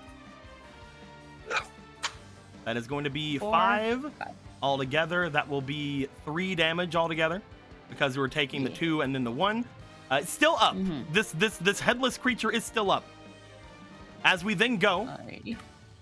to Rodin's turn. No. Okie doke. Yeah, it took a long time to get back to your turn because you seized initiative last time, so you went through that entire round, and then you had to go all through this round. Nah, it's all good. I'll step over this man, I guess. You easily can. I have 3 or 4. Four squares. So 1. I remember these 2. squares here are essentially 3, 10-foot squares, so you can be inside one with another person if you'd like. But yeah, So I can hit it from here, right? yeah, you can hit him from there. Okay, cool. You can hit this headless guy from there. Yay. I love I'm never doing gonna get over it. I'm never. Radon just fucking tore a man's head off. I can't. I'm never gonna get over it. Yeah, sure, why not? Let's just do this. That's yep. You also would Big have had an number. extra one of these because you have double overwhelm right now. Oh, I see. But you do hit either way. I hit either way. Yeah. You hit either way. Your Okay. regular physical damage doesn't seem to work on this thing. Would you like to do any I would. enchantings? I would. Yeah. But I'd also like to clarify, does enchanting only work for the one attack? No, it works for the rest of the turn. Okay. Just wanted to make that clear. Yeah. Then I will make it holy damage. Which is very good in this scenario. What? Holy damage is good against the unholy abominations? Weird. Anyway. Weird. As you strike into this thing, you are going to be doing your base damage, which I believe is 2, or is it 3 right now?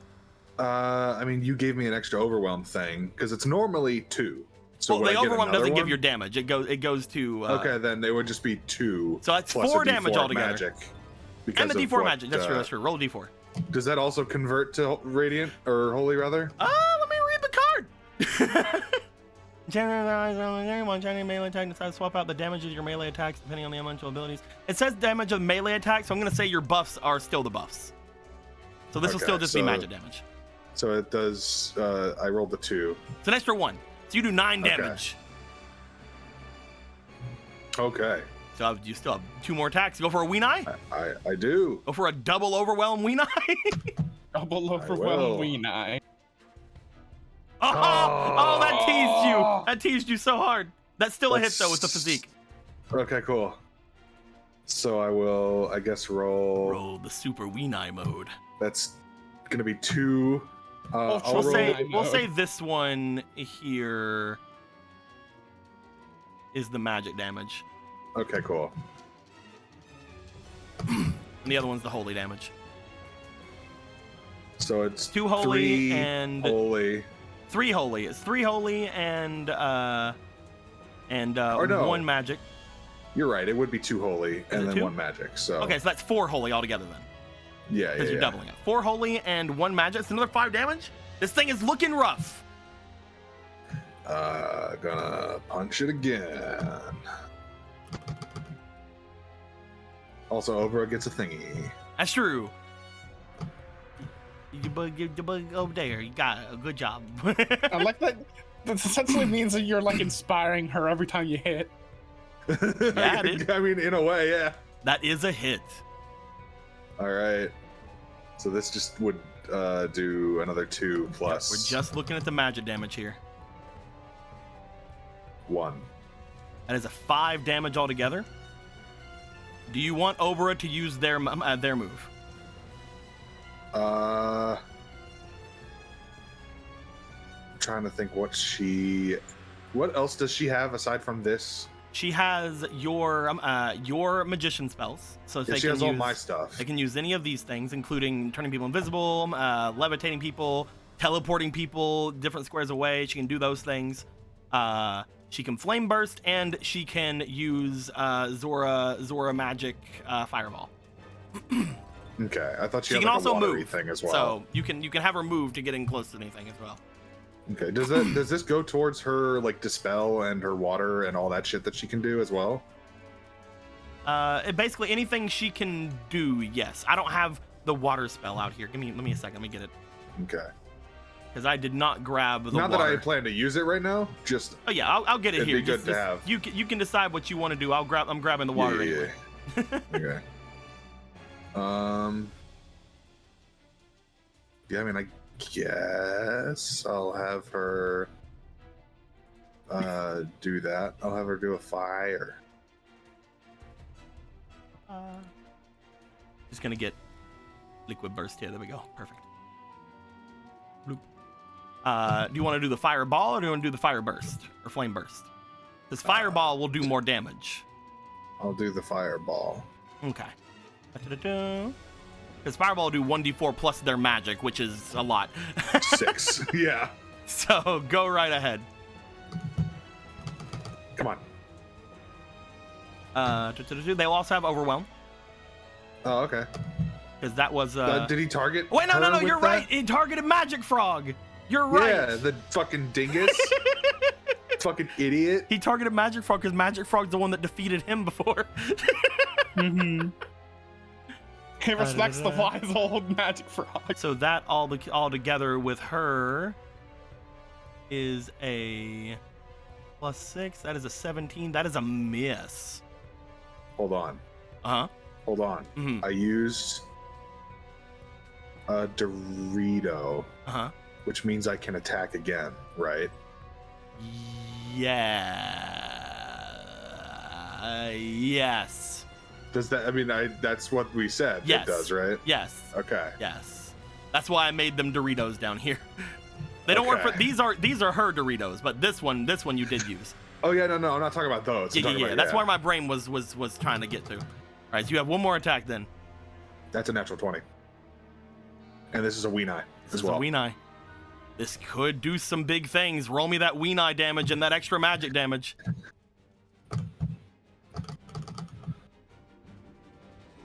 That is Really good.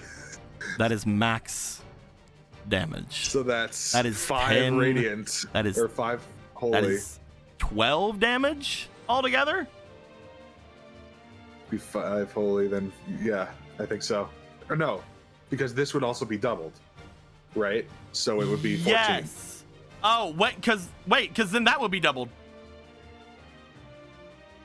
So this would be And doubled. then- yeah, that's what I'm saying. So So- this is 5 radiant, and so add that again. It's 10 radiant, Which and is this then doubled 2 force because it's which would then be weak to 4 radiant, force.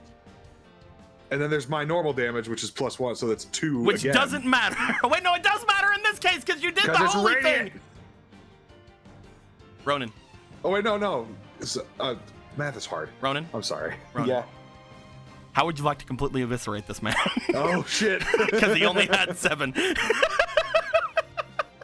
Yeah. Either way, my math wouldn't have mattered. Because that is over 20 damage. I think what he does is he jumps towards it and he just like with that last Weenai just cuts the body in half and he just like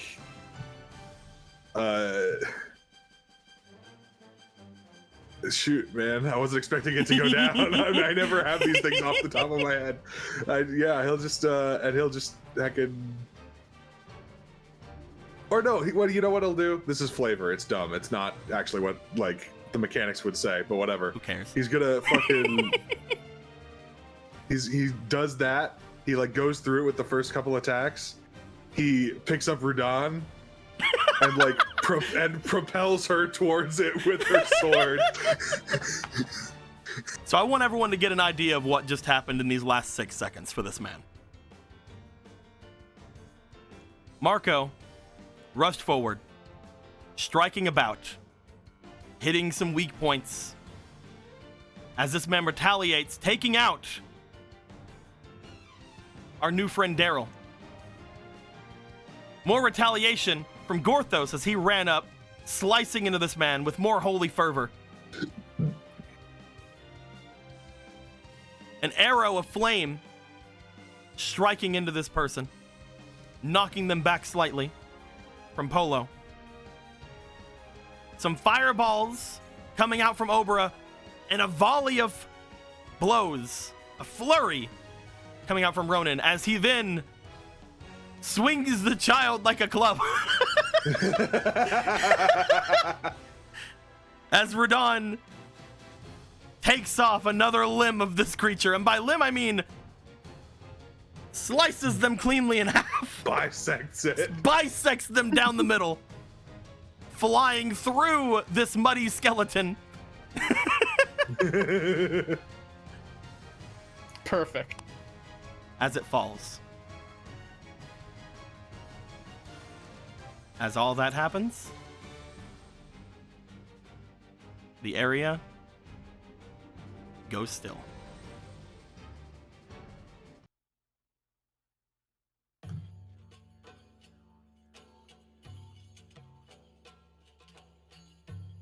Good job, Rudon. You did it. Currently, Yeah. there is still some bad things happening. Oh. Yeah. What? No way. As Kuro is still on the ground. Oh yeah. There currently is no healing spells active. There is there. Do we still have the ring? You do The not. ring, ring it's was either used one or by- the other. Ah. Does anyone have any potions?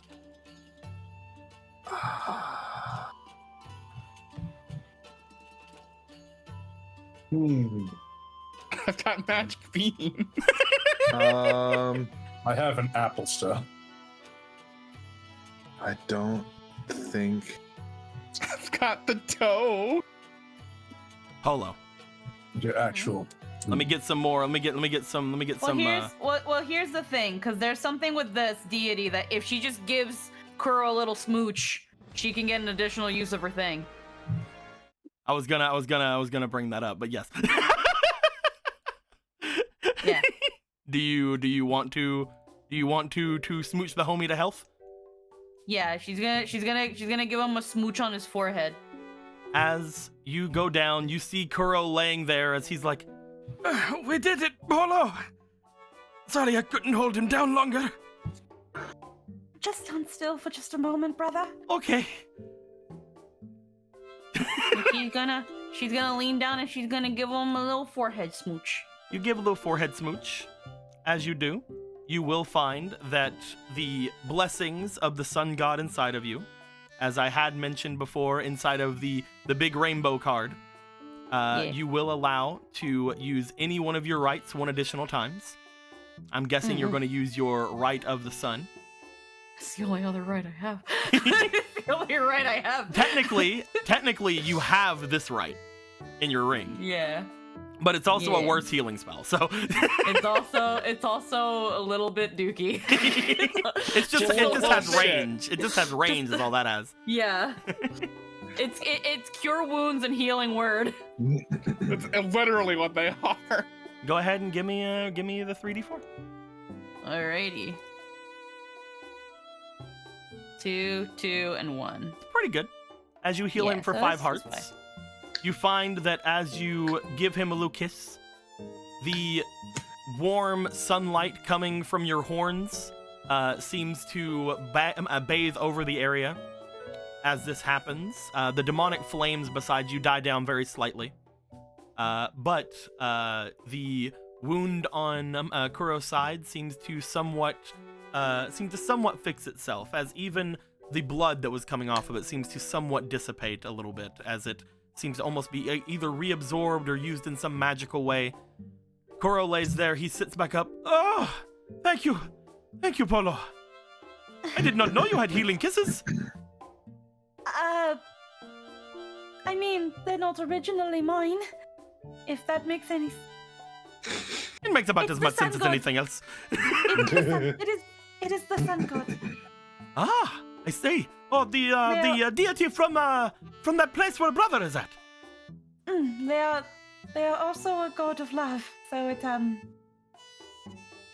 yes. There's just like scratches the back of the head, like I can't explain this right now. No, you explained it very well. I understand. Okay. It's just it's like so Gives one hug. would say it. The love like a brother and sister. Yes. Quite. As he will give a hug and then let you go because he's like, ow. We should really consider actual armor for you, Brother Kuro. I tried before, it just slows me down. Hmm. I tried to wear the armor of the Iron Knuckles back whenever I was training around them, but they would not even allow me to try the bigger armors because it was a no-no. But also the smaller armors, they were just so constrictive. Maybe I can look into a very durable cloth. Perhaps. If it was something you made, I would be more than happy to wear it. Even if it made me slower or hindered my movements. Oh no, I would definitely put that into consideration. But now that she's like, she just remembers the smelly smell in the air. She looks up to where her brother was. You see, looking around, there's no longer a Hadar in the air. There's a Hadar on the ground over there.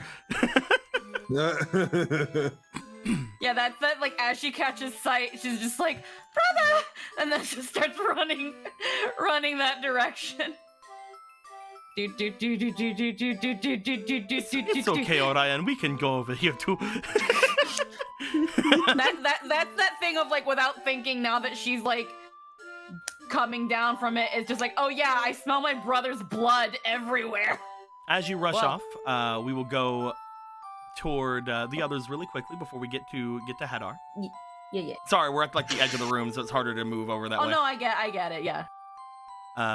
Ronan, Marco, and Gorthos, you guys look around as Radon, as she lands on the other side, she sweeps her sword to the right, stands up. Then she like goes back down and sweeps it to the left, stands up looking at the sword, does a twirl, looks at the sword. This continues. Good moves, Radon. Good moves. Yeah. You're a huge help. Well, yeah, I'm a guardian. I guard things sometimes. Of course. I'm glad I could save you. Thank you so much. I was really worried there. See, they had rushed over to Marco to save him, you see, because Marco obviously needs protecting because he even fell to their traps before, you see. But, I really appreciate it. But as Radon would be doing such a thing, you would find that Misty would be walking over because they notice a Gorthos making their way over. Gorthos, you start making your way over to the mayor? Gorthos, not looking at Barrel, but addressing him. Traitor, you can stand. Yes, of course. You will find medical attention for all injured now. Yeah, you know it. As he rushes off, as you see him barge into one of the buildings nearby, as you are left with the unconscious Mayor Anders in front of you. He just kind of drags him towards, like, to lean him up, like, sit him up to the well. You see for a second Misty get excited, then they're like, oh, okay, yeah, that's fine. He's going to take the helmet off of the mayor. You take the helmet off the mayor. You see a bloodied, bruised face underneath. He's Is he conscious, or is he just kind of sitting there? He's semi-conscious. You can tell he is definitely out of it, but as you smack him across the face, you. What have you done to me? You have been beaten. Your puppets destroyed. Your prisoner released. You fool. Even a champion has to obey laws. The Sage of Life will stop you. Gorthos.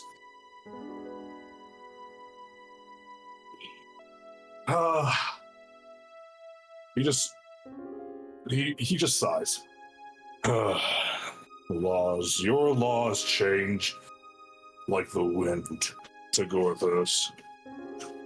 It's always something different, but there is a consistent one. Treason is a punishable offense. Treason? What do you mean? You work with a servant of the next Demon King. A pawn in a plot to destroy everything. And you think... idiot. I was holding the demon. We had them bound inside my home. You don't even understand what a demon really is. How could you? An infant. In comparison. The Sage of Life, Aghanim. Where is he?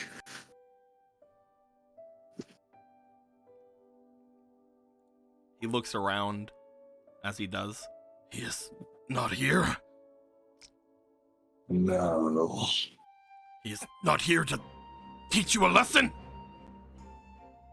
You have a very short amount of time before Gorthos's patience actually disappears. What do you want from me? Everything you know about the Sage.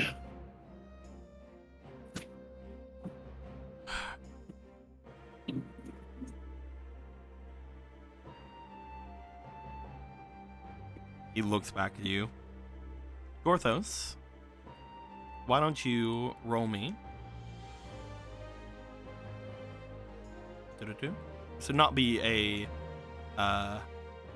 decent. It would not be a hard roll, but I would need you to roll me for your charm, please, which is essentially your negotiation. I said it was not a hard roll. You look this man in the eye. As you do, you find a hand going onto his shoulder from behind. Mayor, things are not as you seem to think they are. You're in a lot of trouble. You should listen to the champion. Yeah, get off of me! He throws his arm back. I know nothing about the Sage. Whatever he's done, I've done nothing of. I'm a victim in this! You were holding people prisoner. Demons! People! Arrogant, ignorant bigot. You don't even understand the things you've done. I did everything I could for my people, for my town! This is not correct music for this, hold on. For my town! I've stopped the war from coming into its walls! I stopped the demon from wreaking havoc!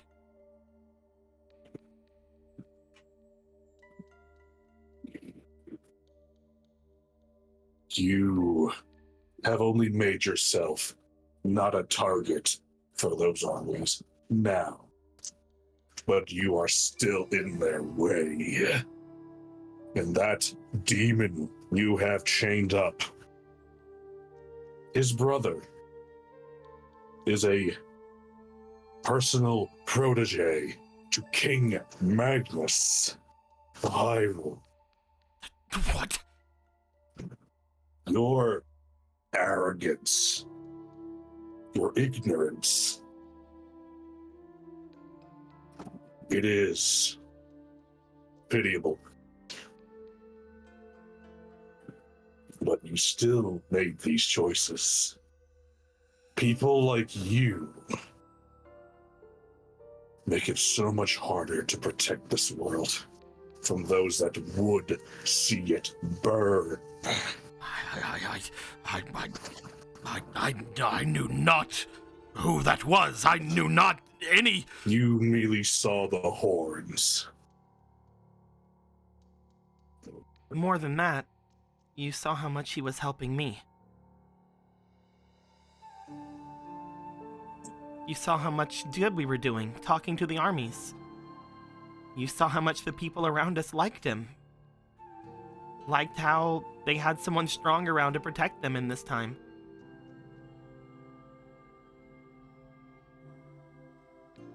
There is no kindness left in your heart. I wonder if there ever was.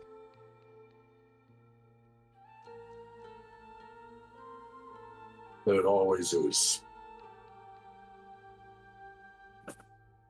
Sometimes people want to forget that. Even in you. Dorthos does not hate. He is disappointed.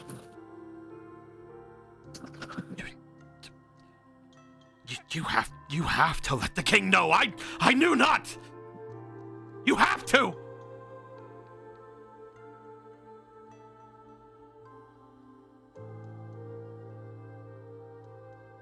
You will tell him yourself. Gorthos is not your arbiter. There are laws, right?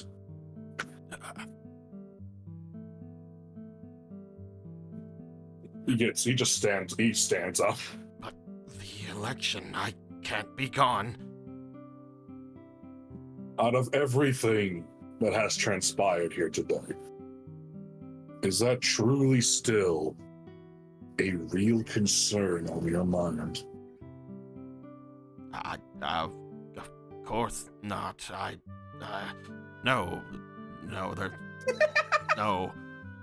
Then you will go and remove that armor you do not deserve to wear. And you will make your way to Castletown, and you will grovel before your king and beg for him to forgive you. I'm sure there's some people around here that can make the trip with you. We met a couple of nice guards just outside who I think that could take you there.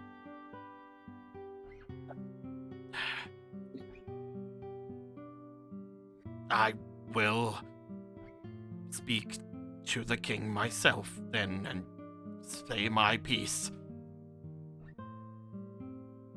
No. And you will let him know that I am a victim here too, right? No matter what I did, I was being led astray. I listened to my sage. That's many people's first mistake.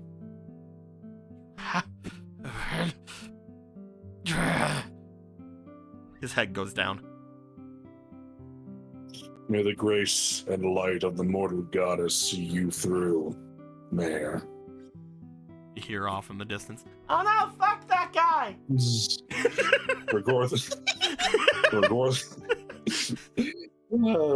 As Argo, Manuel. as Argo, June, and Zelda are just watching this on HDTV.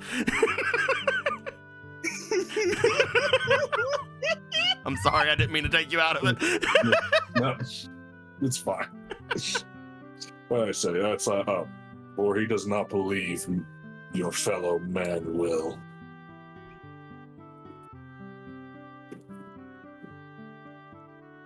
As that is being said, we will quickly, for a moment, make our way over to Polo.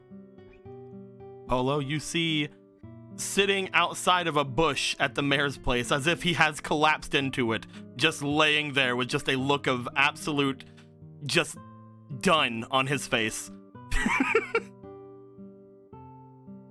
It's just Hello, like, hello, sister. Brother Hannah! As you look at him, you notice that he seems to be even worse off than after he had fought with all of you up on the top of the mountain. He is seemingly bruised and bloodied. There's just that thing of just like, what have they done to you? They were attempting to awaken some darkness inside of me. That is not the correct. I was not meaning to go there. I was not meaning. Gerudo Town. Let's go to Gerudo Town. Let's go Terrytown. Sorry. I don't know what they were meaning to do. He sits up slightly. But I do know that they were using my magic to give themselves power. And is that how also they were binding you? There was the skeleton. He had done so. I knew him. He seems to think for a second. You do note that most of the time, other than for you guys, the information on the sage immediately disappears out of people's memory after they see him. But you guys have been Ronin-songed, so you guys are fine with it. Yeah. But it does look as if he struggles to hang on to the memory. I knew them. The sage? Sage. His eyes open wide. That's it. The sage of life you once consulted with.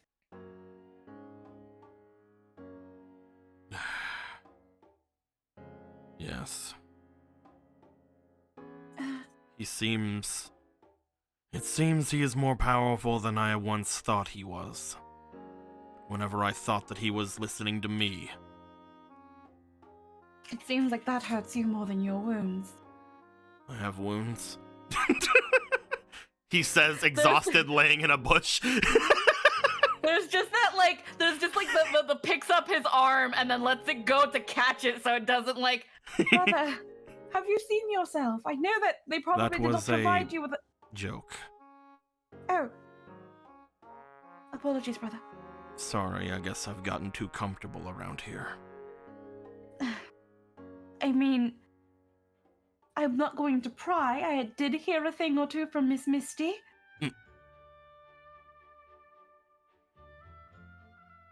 You just see him look at you for a second. Hmm? Sir, it was nothing either way. We should go.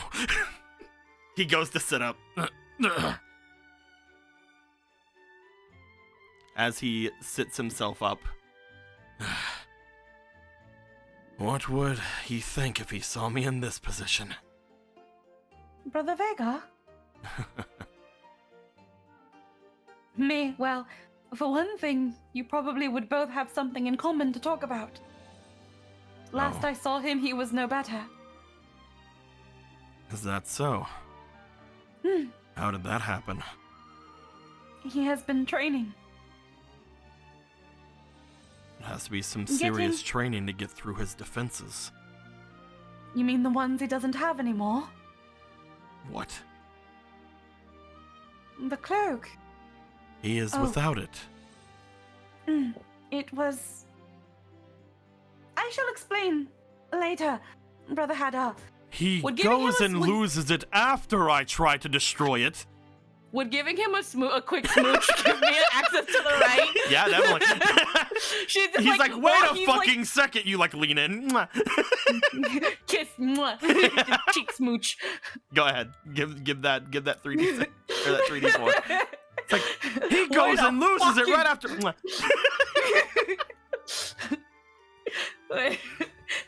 No, brother. Think about your blood pressure. 3, 4. That's an You 8. give him little smooch. As you do, you see that your horns seem to light again with that holy light. As it does, you see some of the blood around him, some of the fresher wounds seem to close, and he seems mostly fine at that point. Some bruises still remain as he looks to you. What the... We have not reconvened in a month, and I have quite a lot to explain. I suppose you do. But now, for now, let's get you with everybody else. Here, I'll help you. I can stand. But that doesn't mean I cannot help.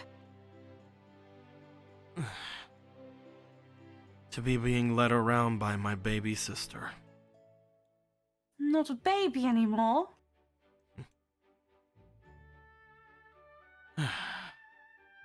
Besides, He just looks at you. I suppose you're right. Miss Misty might find it cute. We do not need to keep talking about that. They're not... He looks over. Besides- Oh, they are. Besides, she might have some She might have some strong words for you. Oh, why? I'm. Let's see, what is it she said? Oh, it's not like I missed him or anything. He just, left without saying goodbye, and, I was wondering where he was, and as she's just, like, slowly moving him over, and, I thought maybe we had something, even if it was just a friendship. It's all had what? Is that? I don't know. I don't know. As you are moving them over, it is around this point, everyone, you guys would see, what appear to be the other forms of guards and things that were just out of the town, as well as some other people around, merchants and things seem to be moving about. The bodies of the 3 puppets seem mostly to dissolved at this point. The mud that was on them seemingly not showing itself at all. Only skeletal remains seem to be showing in the 3 places where they were.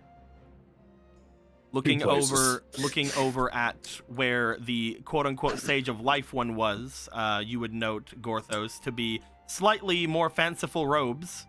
So who knows? Maybe that was the Sage of Life. So then they are bones. They're not like...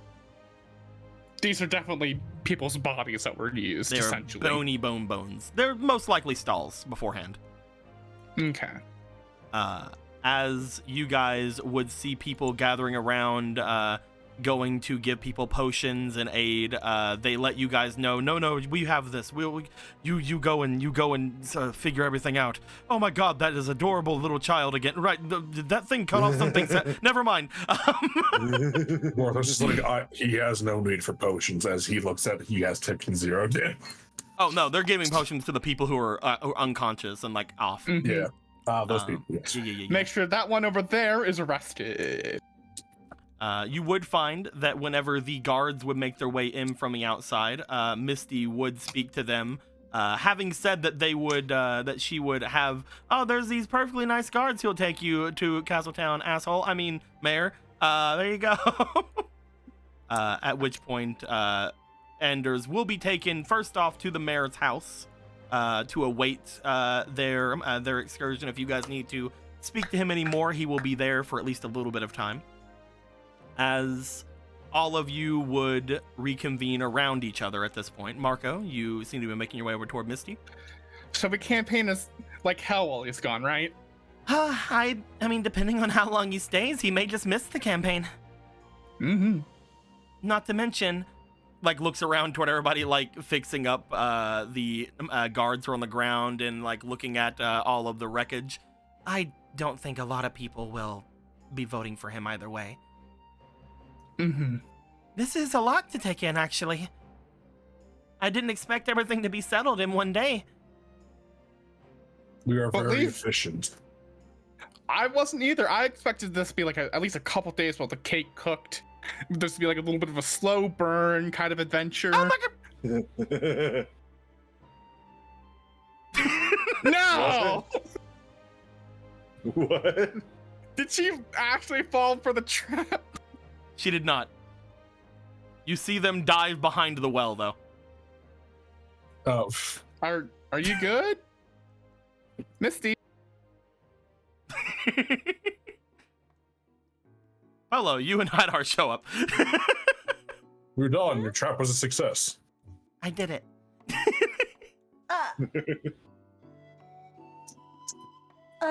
Don't Is we that fall for a her tiny Zora? It is. Yes. I'm not that tiny. You will not harm the tiny Zora. It is wielding a blade that makes my skin crawl. I do not wish to go near it. Good. It was doing its job. Why is it holding a miniature diamond spear? It is her destiny. Yeah, this is Rudan, So the future watch it. king of the Zora. I'm seeing a lot of those lately. Future You- royalty. We made our way to the south and spoke with the leader of the army down that way. Oh. As he Oh, just like right. looks over, as he just like looks over Done. toward the well, because he's like, I mean, I saw them. I don't know why they. Misty, he saw you already. I don't know why you're hiding. Why are you talking to yourself, Marco? Oh, did you pretend to He'll fall just into go the ahead trap? and just grab her and pull her out. Oh, did you pretend to fall into the trap, Miss Misty? It's just a really good trap, is all. Rudon Darn right looks it very is. happy about it. Yeah. Oh, Hadar, there you are. How are you? I am fine. You don't look it. Stares at Marco. Lowers eyes at narrows eyes at Marco. I've heard that you've been quite chummy with my sister here. Sister. Oh, yeah, this is the one who was on the statue. I thought that statue was a woman. It sure does look like one, huh? It's Would you on not- Gorthos's list. But, brother, it still looks like Marco. I guess it does.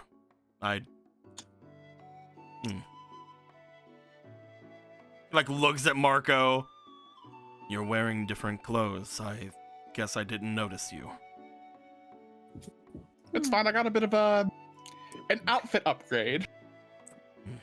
You see him smell the air for a moment. You have all been enhanced by my sister, it seems. What, do you think Me? you think your magics are that you think your magics are that difficult that I can't figure them out? My magics? The outfits that you wear as well as the other two, you made them, right? Your Yes. scent still I did- lingers on it. I didn't think that was really my magics, more so the magics of the cloth that I used for everybody's. I can sense your effort and what you went through to make it. Your magics stain everything you do. Be it a offensive scar on the ground due to a force of fire, or be it a stitch in some sort of magic. Your life is your magic, sister. Oh, I think I understand. It makes sense. So this is my younger brother, and that's your younger sister. That's cool. We have another thing in common. Mm-hmm. But just looks at Misty and then looks to Hadar and then looks to Misty He again. And just, like, looks- tilts his head. And just kind of like thumbs over to Hadar. She just like looks at him for a second. It's just like, See, look how much in common you guys have. You're basically the same person. I'm playing.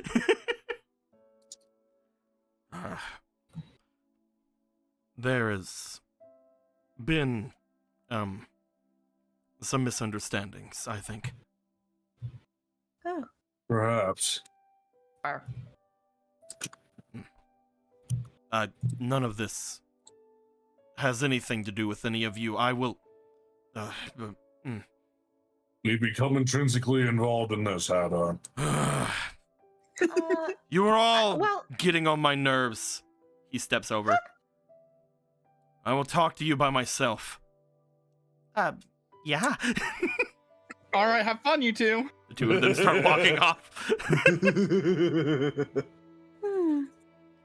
I think we might have been a tad bit presumptive, to be fair. About what? Nothing. I wanted you to say it with your words. Nothing Each, at all. everyone has different tastes, Bella. At any rate. I mean, tastes in food, I do very much agree. It's okay, Magic Frog. Next time we fight something will get in range of you eating them. Those did not, he would not have recommended eating those. At any rate, I guess we'll probably. Hmm? I was just gonna say we'll probably have to check on the fountain then if they had bees here. Motion to the bones of the puppets. You think there might be some weird mud stuff down there? I don't know. It just seems like something to look into, right? Just in case. Poke my head in the well. Mostly from what you guys had seen the last time you poked your head in the well, it does just appear to be some running water from down there, like there is a small river or stream beneath it. I jump into the well Why? because I can float right back up. Oh, yeah. It's also far down below. You'll have a hard time climbing back out. I won't. I'll float. Oh, the water is very far down, is what they're saying, Ronan. Yes, but The well is low. The actual Yes. water is deep. Oh, down. so That the was- fall would be great. You mean? the fall would be great, and it'd You take couldn't a get while back for you up, to is come what they're back saying. up. Yeah. Okay. And then what I was saying is like in reference to the fairy mud, I mean, okay. Yeah, that. the fairy fountain thing, or the horse god shrine. My bad. We don't know, but Yes. it's the only thing close enough. Perhaps that is worth investigating. What did you Your think might those have been may at the have- bottom of the well? I don't know. He said something might be down there. Those remembers the last time he went down a well. He will not go down one again. Oh, So many hands. Did you get trapped down in a well with hands? He doesn't want to talk about it.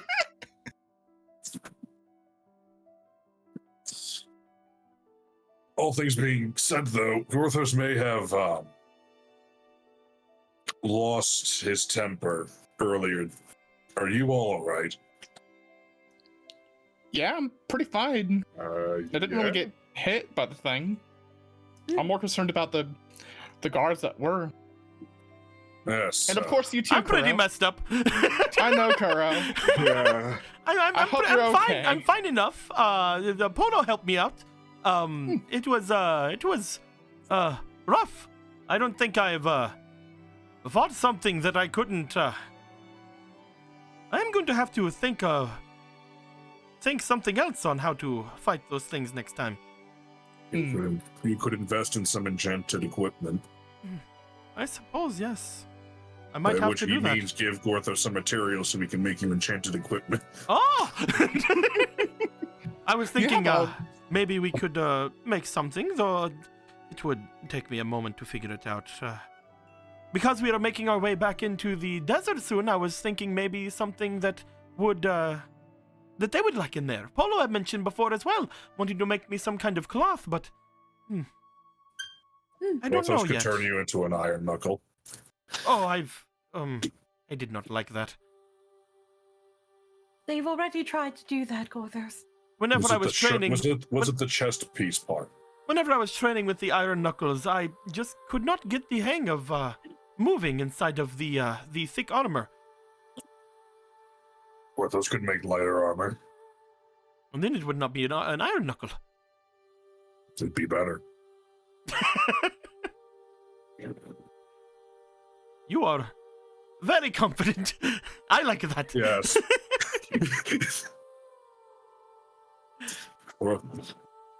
Gorthos has been forging weapons and armor before there was any distinction between tribes. It was mostly one faction or the other. But at any rate, yes, we should rest and plan.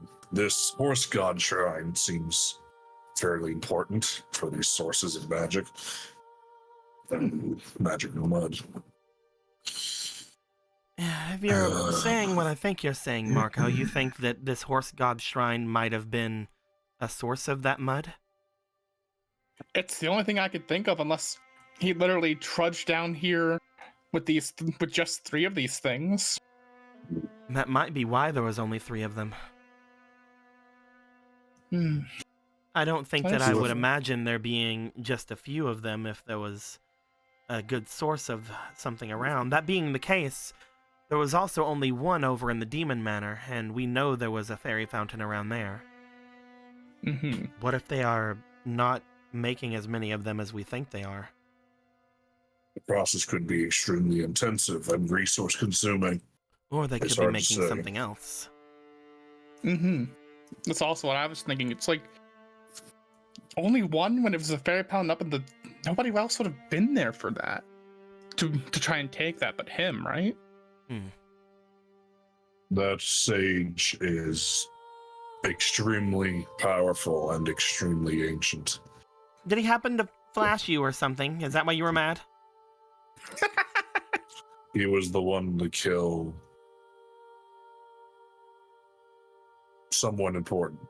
Oh, alright. I knew that there was the talk of him before, of him being some kind of a pervert. I was worried that that might have been what he had done, but sorry, I didn't mean to make light. He offered to do to the riders what he did to Sliverman.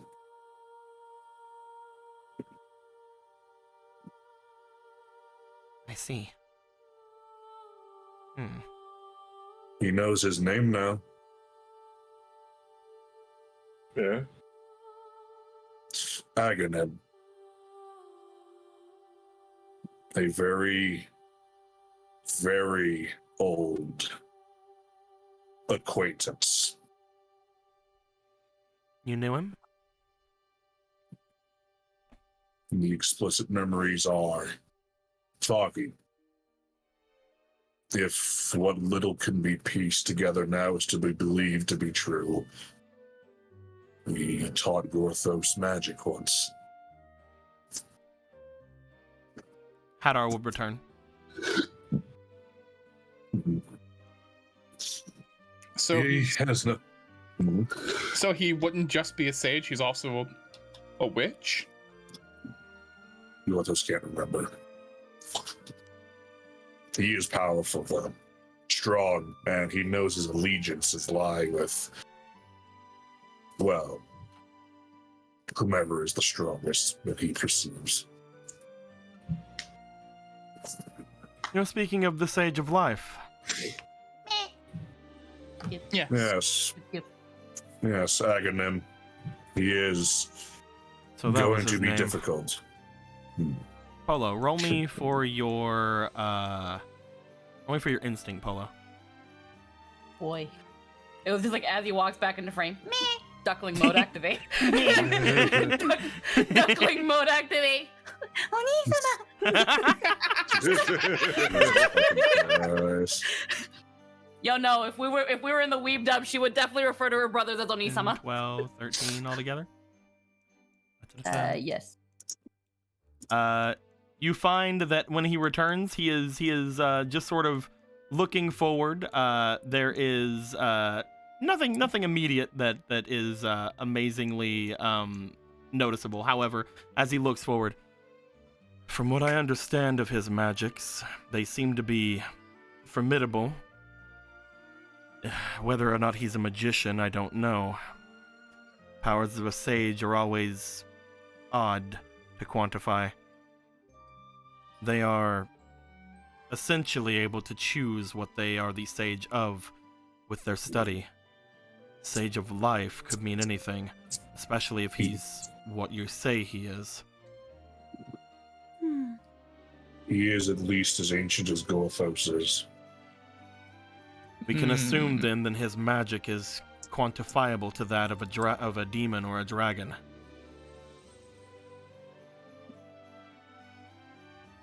Then if that's the case, then what are these mud puppets he's been making that big of a deal? Like, they're strong, but is it just the material that's expensive? He was Stalls. extremely adamant about gathering this material whenever I was around him. I don't know much on it, this fairy mud, but he would always have us stop and harvest as much as we could whenever he would see them. Fairy fountains are nearly invisible to the naked eye, unless they wish to be seen. I don't know what has caused so many of them to be vacated. However, the mud within them has extremely high magical properties. Imagine it can be done with their waters if they flood. All the more reason we must stop him. He has decidedly picked the wrong faction to back this new war. How does Misty look? There was, yeah. It's just and then look in the direction. I guess both of you roll me instinct. Smelling the fucking pheromones. Do I smell tears? No. Anyway, 1 for me of that. If only I had more aspirations, but it's fine. Because this is You're, Polo being nosy. you're trying to gonna... hiff, but you're trying to look. So you roll me for diligence. You roll me for diligence, Marco. Me for diligence? Damn it. I'm putting in that. Damn it, that's my minus. I have 1 less in that stat. Damn it, This is like nosy little sister mode. Like she's never been able to be this. 15 altogether.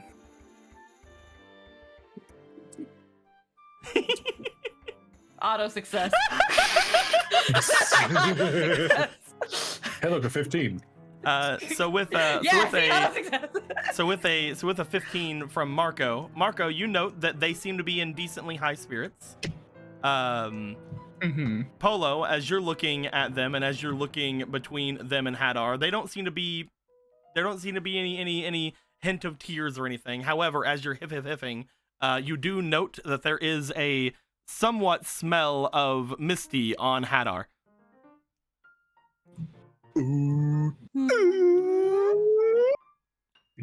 What are you doing?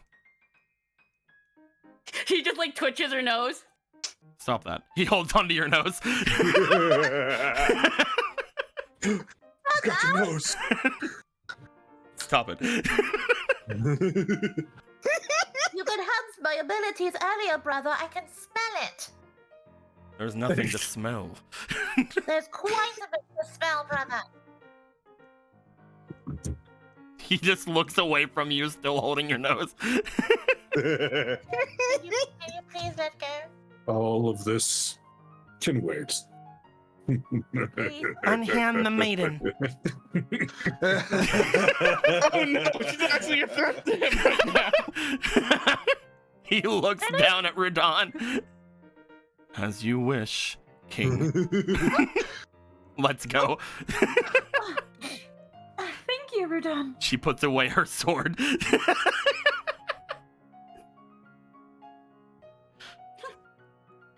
He just is looking away still. Well, with all of that being said here, things are a little hectic around right now. Should we make our way back and stop your other sister from charging in here with all their cuckoos? If I know her, she'll be arriving any moment. So yeah, we should probably go before she does. I have a question for you, Deco. This guy, is he still around or is he just gone? He would have made his way into the area to gather people to start aiding in getting people up. Most of the guards would be gotten back up to their feet at this point. Because of how things are, both Daryl and Terrence would be essentially off to the side. Eventually, Daryl's magic would wear off on him. But Beryl would be over with the two of them, since they three were the ones with the mayor, and nobody has said what to do with them yet. So did Marco say like arrest them? Basically, the mayor is Marco over in his thing with the two guards. So the mayor has been arrested. Marco has said to arrest Terrence and probably Daryl. I think he was gonna let Daryl off, so he could be with Casey, his best friend. They were friends. They were roommates. What is the typical punishment for those that betray one's homeland? I don't know. Death. Well, those are men in Hylian lands nowadays. Is it not We know death? what Hadar Nothing's never shrugs. keep up with the times. I don't think it is death. Probably. Maybe. Misty. So far, the no, only we don't person- have that for that. So far, the only person in recent history has been Slaverman that's been sentenced to death. And he lived. only for a small amount of time more. Very true. Is indentured servitude still allowed nowadays?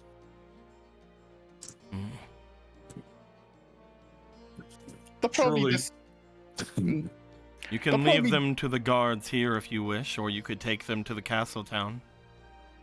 With those things, they would be put better to use working a field or two. Do you not agree, Misty? Margo? How what? Yeah.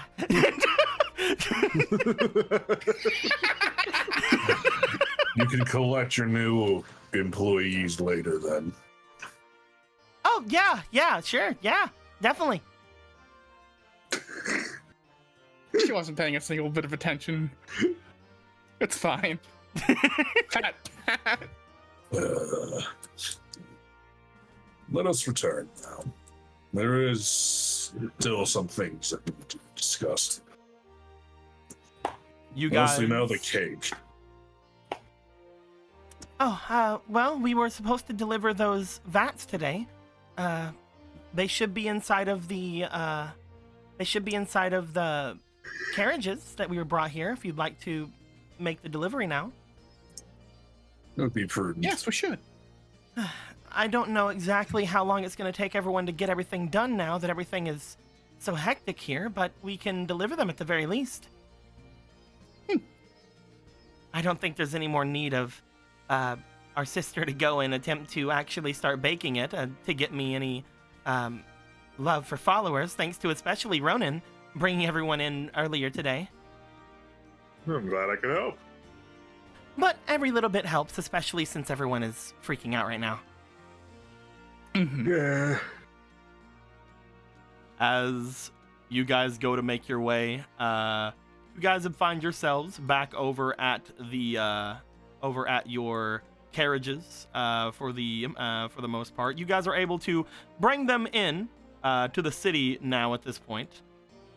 Upon bringing each of them into the center of town, you would find that taking them off to where they need to be is a somewhat daunting task. The carriages themselves did most of the lifting on the way here, but other than Ronan and Gorthos in the Donu body, and maybe Koro, but Koro is currently hurt somewhat, so he does opt out of doing much. It takes multiple people to take each of the vats other than those two.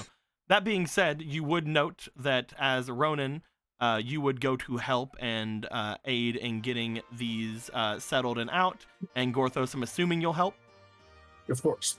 You would find that the remaining two vats do seem to be somewhat both lifted up and moved by Hadar, as the four of the vats are brought into where the milk shop is. Hey! Let's all go to the milk shop. Oh, the malt shop. Let's go. Man, the last time we saw that was at the milk shop. Aww. Oh, Aww.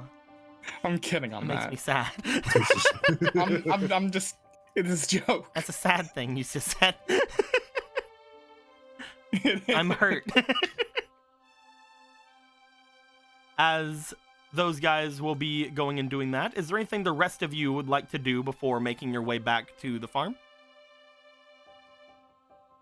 By the rest of you, I mean Marco, Polo, and that's it, because the other two are carrying things.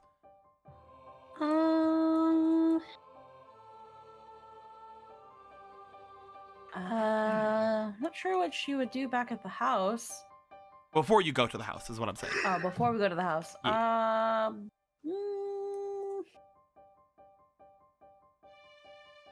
Currently, after saving you, Rudan is just hanging out with Orion. Of course they are. Of course they are. After saving the maiden, they will take the puppy. Yeah. She's like, I earned this.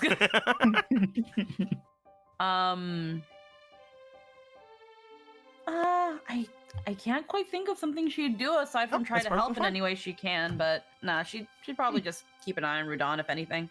And Marco, Same. I have no particular things to you guys bring up or anything. You guys bring the vats into the milk shop. You guys tell them that potentially Marco's sister will make their way to help with the baking process later once they get around to it. They do tell you it might take them a little bit because they are currently working on the efforts of fixing certain parts of town that got a little bit hurt, as well as people that have gotten a little bit hurt. But they will begin working on it. They tell you it will take, for the actual baking and preparation process of the cake, it will take around 3 days to complete. However, if they do get more people to come and help bake, the time can be lowered considerably. As you guys are making your way back, Where? everybody got garbled up. I guess like hit a number while you're still holding them, or okay then. Got him. There we go. There you go. As you guys would all make your way back, you would find making your way into the front of said house. There is still an army of chickens and other such things sitting outside, waiting to march into battle. However, they did not expect you to get done with that today, so they did not march immediately in. None of us expected that to happen, like, at all. As you guys would make your way into the main area. At this point, with several days in between what you guys want to do, at least 2 to 3 days, there are different things that can happen. We can assume that you guys will be doing some work among those times, such as either going and speaking with a Dodongo or potentially aiding with any sort of aid things here. Before we get into what you guys are doing for that, however, I think what we should be doing at the end of today's session is going over and having any sort of interactions you guys want to do for over the next 3 days. Because there's really not a lot left in fucking the town because you guys took out the mayor. Well, listen, man, shit just happened. Shit happens, man. Shit happens. We weren't expecting for the fight to happen. We were just like, this will be nice. This will be fun. We just picked like the speedrun tactic of a lifetime without realizing it. It's Like- backwards long jump into the fucking ending. Like, But no, there's nothing wrong with it. As you guys would make your way back, you guys would note the sisters as well as Zelda, Argo, Nimbus, and June all basically know what happened thanks to Argo's scrying. They basically saw the entire thing in HD. As you guys are all about currently here, eventually, throughout these next couple of days, you would find that, if I can find her, where is she even at? Did she disappear forever? who? I can't find your other sister. Well, they're both right here. Oh, they're both over there? Okay, cool. I only saw Morgan. I didn't see Madeline. You guys would note that eventually Madeline does go into town to aid in the cooking process, in the baking process of the thing. I will have them roll to see if they do anything else while that's happening. But again, if there's any other things that need to go down, we'll figure that out as it goes.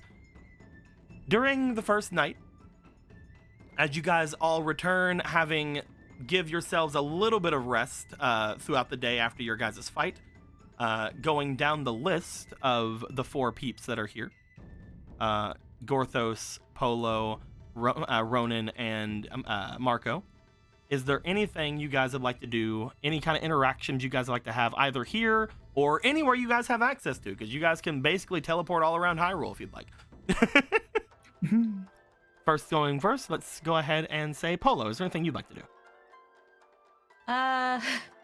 There's There's a little bit of tornness here because before she had wanted to talk to Misty about stuff, but now her brother's right here. But now her brother is here. and it's not just stuff concerning Misty, but it's also stuff concerning the other brother that's been looking for him because they've been avoiding each other for a month. So it's also other family stuff, whereas with Misty it's just like, so do you like my brother? So do you like him?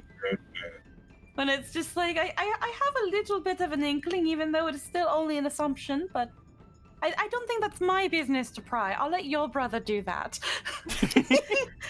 Is it time for us younger siblings to do our younger sibling duty and annoy our older siblings? Mayhaps. Mayhaps. They just have a look and nod in solidarity. Let's go annoy our siblings. So Polo, you're going to be making your way to talk to Hadar. Yes. Yes. Then? Okay. Or I can stay with Rudan. He doesn't have a choice. Marco, what would you like to do? You know what? Just be funny. Let's go to Misty specifically about it. Sure, man. You make your way into Misty's We will study. shit. Gorthos, is there anybody you'd like to have any interactions with during the night?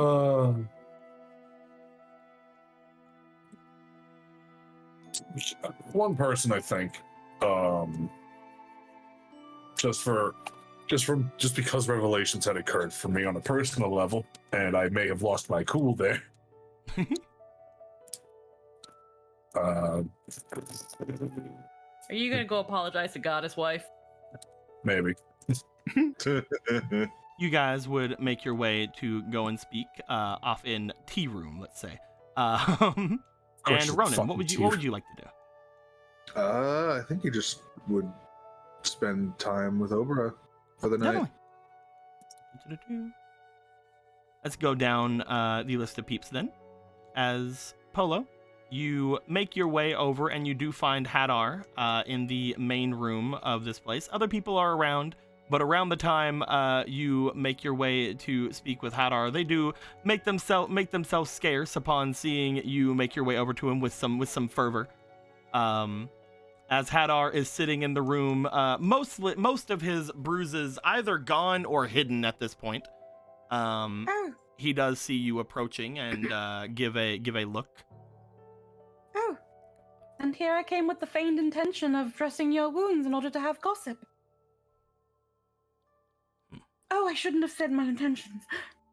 Oh, believe me, your intentions are plain on your face every time you walk to me. There's no need to hide them.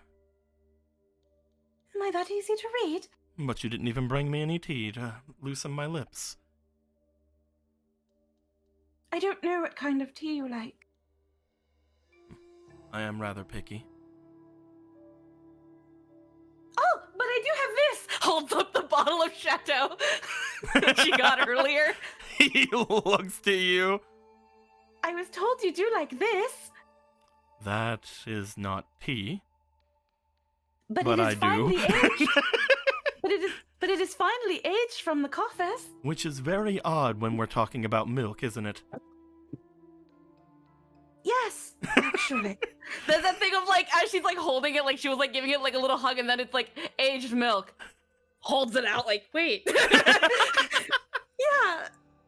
We do not really have something like this in the north. We have other things in the north, though whenever I did make my way here and try that for the first time, it was... How do I put it? I would not have done it if I were not coerced. It seems just very much a strange drink whenever you hear it aloud. Aged milk with other such Liqueur? liquids be put inside. Do you drink it warm, or do you drink it chilled, or do you drink it straight from the bottle, or in shots, or in a chalice? I believe if we were to hand it to Vega, he would drink it directly from the bottle. Though He would do I that with prefer just about anything. I prefer it chilled. Looks around, is just like, I need to find a glass then. I don't know where anything is in this house. One moment. He stands up. As he does, he makes his way into the other room. You see him immediately upon walking through the door go over toward a cabinet on the side of the room before returning with what appear to be several glasses as well as a couple of saucers to have them on top or beneath. He sits down before looking forward toward the drink. That should do. So you are very well acquainted with this house.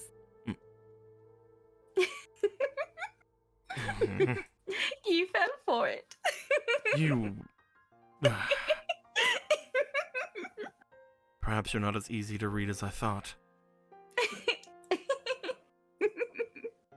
I mean, I wasn't lying when I said I didn't know where anything was. But I did also know that you'd stay here for a little while.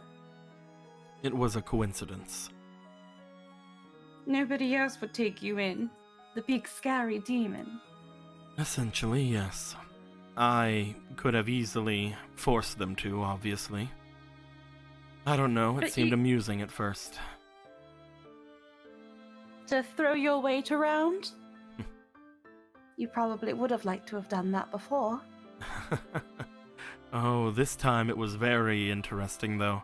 Everyone in the city was on edge because of those armies to the north and south. If I were to just go around throwing any sort of magic where it may land, I believe that either one of two things would happen. They would attempt to call for aid of Castletown, at which point Vega would know where I was. He just kind of trails off looking off. Or they would ask me to do something about those creatures off to the south and north, and I did not want to do either. So I just spent my time wandering about until I found that crazy statue.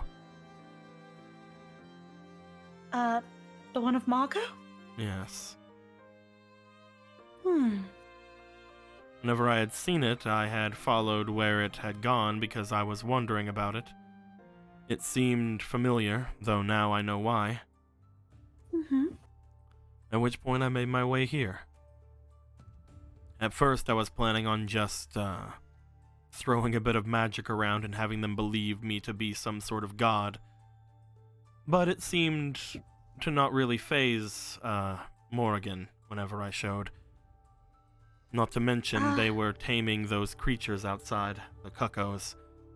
I didn't wish to land a wary spell off in a random direction and risk, causing a ruckus with them. Are you scared of cuckoos? I'm not scared of cuckoos, I just do not wish to make my way through whatever devastation they bring behind them. Oh, you just don't think they're worth the trouble. Exactly. But I showed myself here. They were rather interested to hear me, which was odd since everyone else in the town had very well made their points on me showing myself without knowing exactly what I could do to them. These here, however, they offered me inside and they offered me food and drink for my travel. I told them I wasn't exactly traveling. I was looking into a strange feeling I had felt around here. And then they started talking my ear off about the entire place. I mean, clearly didn't annoy you. Clearly it didn't annoy you enough to leave. Oh, that was the chateau. Oh. Speaking of pops the bottle. Speaking of popped. You see, as you pop the bottle and you go to pour into the little cups they have, he sort of moves his fingers about for a moment before you notice a chill appearing around the ring of your cup.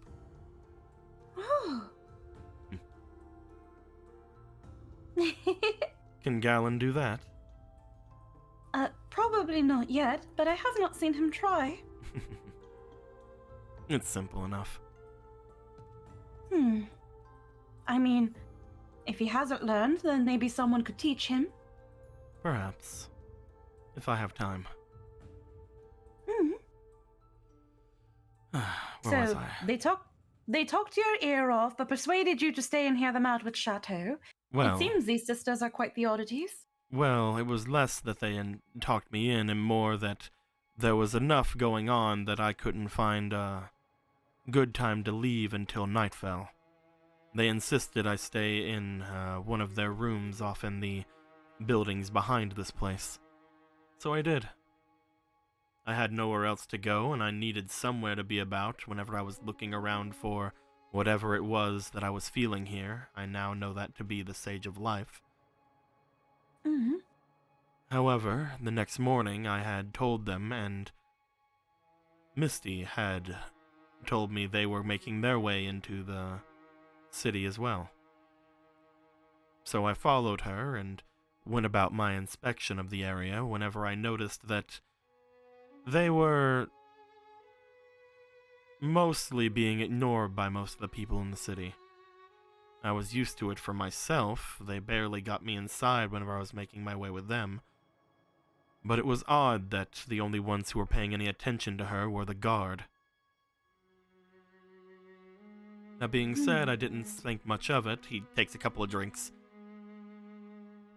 I made my way back and asked her why, and she told me that she was campaigning. Seemed interesting that someone that hated was doing much of anything. But it was interesting, nonetheless. I returned with her the next day, continuing my search.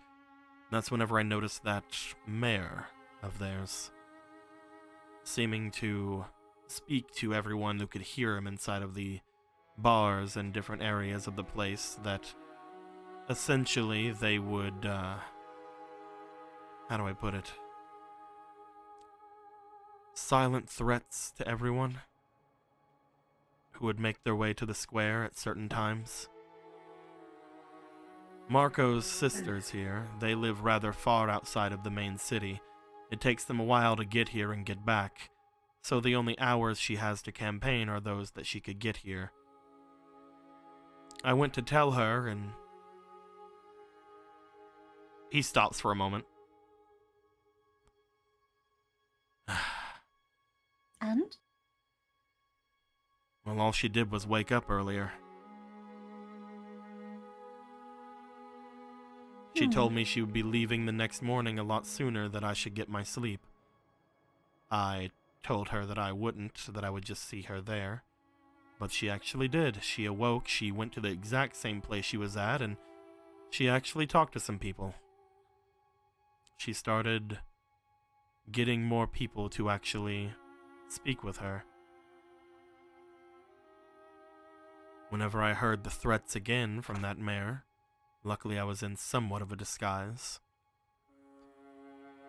they had began to change, talking more about going at other times, keeping patrols about, setting times for people that it would be safe because of the invasions, telling people they had curfews for going out and into their house. No one is to make their way out too early or stay out too late. But that would have hindered her. I told her about it, and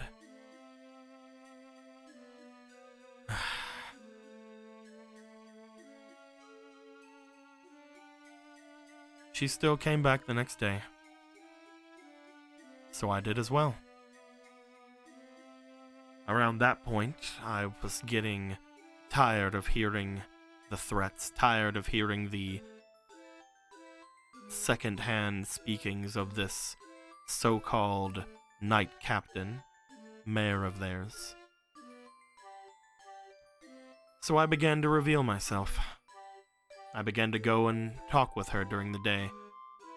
I began to cause a bit of a ruckus. The guard began to make their way to me a lot more, at which point the patrols around the rest of the city lessened. Others began to make their way and speak with her while I was walking around the city, what were they going to do, throw me out? And so she got to speak with more people. I wasn't going to say much of anything, but she noticed. And so she scolded me. You let her scold you? I assumed she was going to say thank you. Oh. That makes more sense. She just takes a drink. I assumed she was going to praise me for what I did, but instead she scolded me for it. Talking about how she had made it to where I could make my way through there, gave me that cloak so that I could hide my horns, did everything she did so that I could have a comfortable look around and do what I wanted, and I told her it didn't matter. What were they going to do, stop me? She seemed more angry than happy. That annoyed me. But she did thank me, eventually.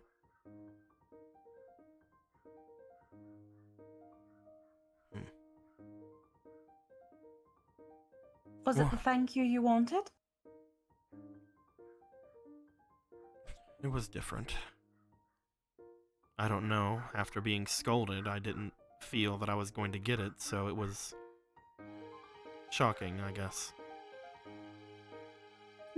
I don't see why we're speaking about this. Well, I am just curious. Again, before I left the North, you were always so indifferent. Well, at least Mr. Lobo was, because it wasn't even you. And I understand that it was a matter of your vice, and your fear of it. But it seems like... And I don't mean this in a magical sort of way, just in case you happen to misinterpret, but even when it was Mr. Lobo, the air around you was always so cold. And it feels like now it is gotten a little warmer.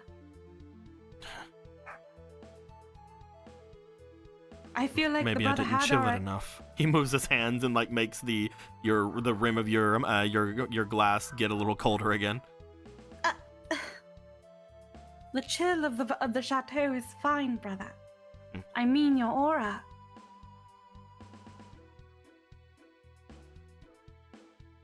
Again, the brother Hadar I knew before leaving the North was very, very distant. I don't think we ever truly exchanged words back when I lived there. This is the most probably we've ever talked in my entire life. We spoke for quite a while in the dungeon. I mean, very, very true, but that was a different circumstance. I mean, after all, you were kind of chained and had no choice. You could have walked out of this room at any moment. I could have walked out of there at any moment, too. Sure, you say that.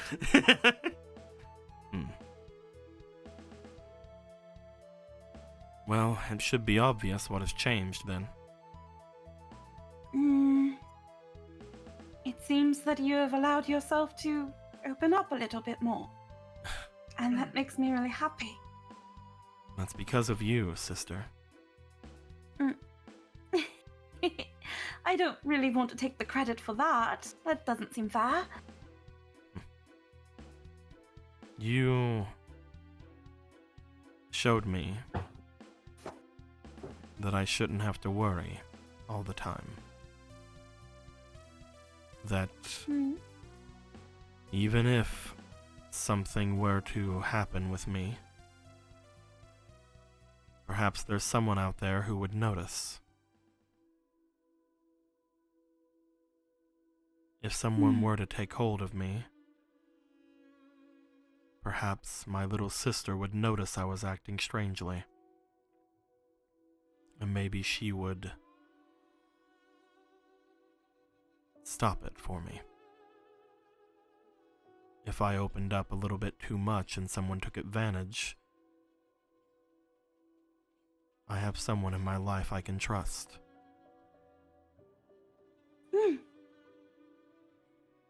Absolutely. I did not have that before.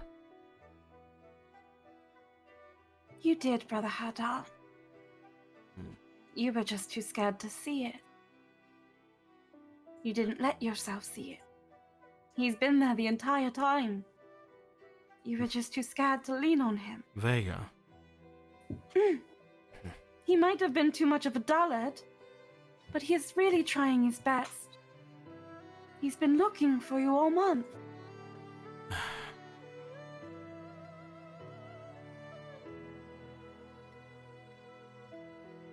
He only ever thought about you, Brother Hadar.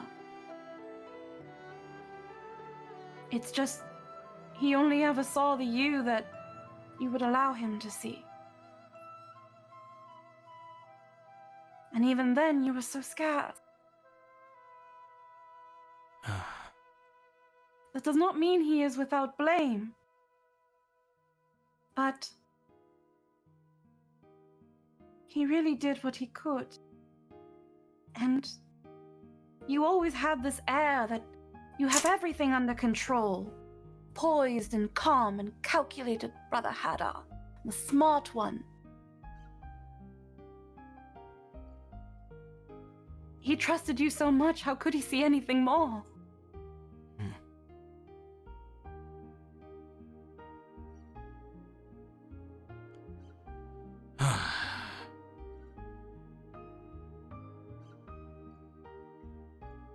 I don't know if I'm ready to face him again.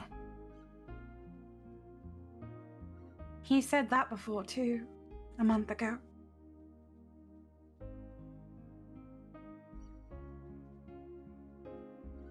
When will you both be ready? It doesn't seem like either of you two have been ready your entire lives.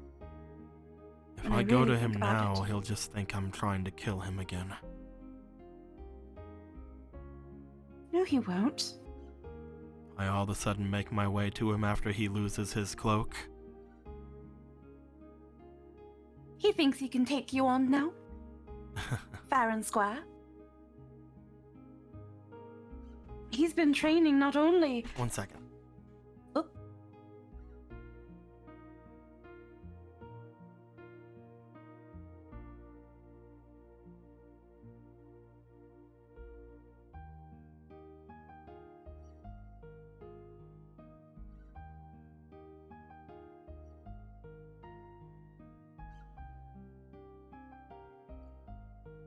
Man, I love Chrono Cross music. It's good shit. This here's an award-winning OST. Hell yeah. This is the good shit right here. This is so nice.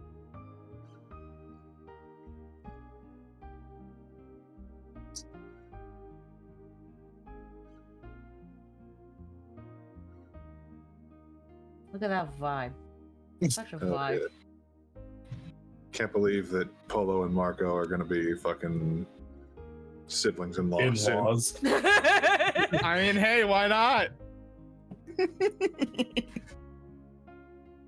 I have just so many brothers now. There were noises coming from outside, and it was my mom getting here. Ah, I now have the key in case anything happens. Good job. Hell Anyway. yeah. Anyway. hell yeah.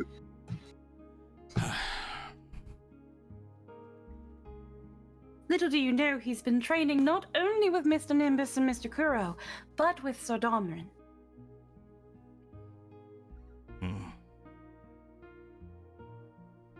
Again, you should see how bad he's been.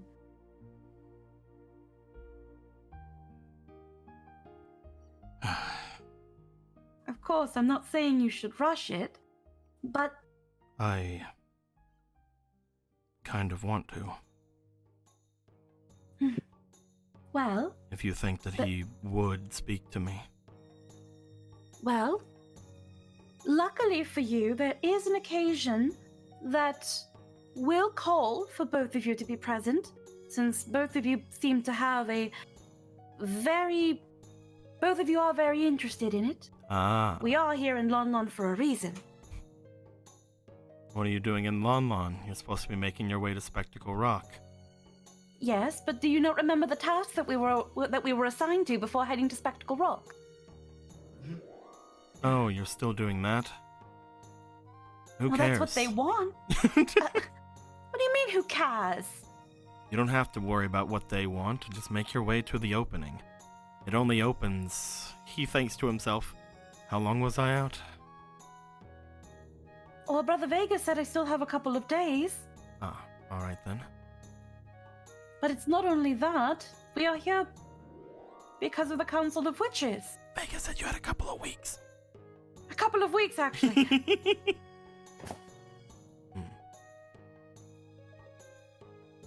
If you wish to speak with those witches, I suppose that's fine, but you don't need them. Well, maybe I don't in particular, but Gorthos would very much like to see his sister. And I'm sure Brother Kura would love to see his grandmother. I also kind of want to meet her too, even though she isn't going to like me. And why is that? Because apparently she doesn't like anybody. Maybe I should go then. Maybe. She's just like twiddling like the rim of her glass with her fingers, like maybe. I kind of wanted to make a good impression because maybe I could get her blessing of some sort if she hasn't already found out about things. But if she's not going to like me, I feel like it could make things very, very difficult. But You're apparently she worried doesn't like about it. anybody. I mean, a little bit. I mean, I wish to make a good impression on Galen's family if possible. I mean, I don't think I could impress every single sister, even. I have something I have to do. I'm not... It will not take long, especially because of how all of you have set your house up. But I do have something that I have to do. In doing so, if you make your house available to open in Spectacle Rock, I will be there. I'm sure we have a method of some sort. I will not be far from either of the entrances. I will most... He stops and takes a drink. I will not be far from from either of the entrances.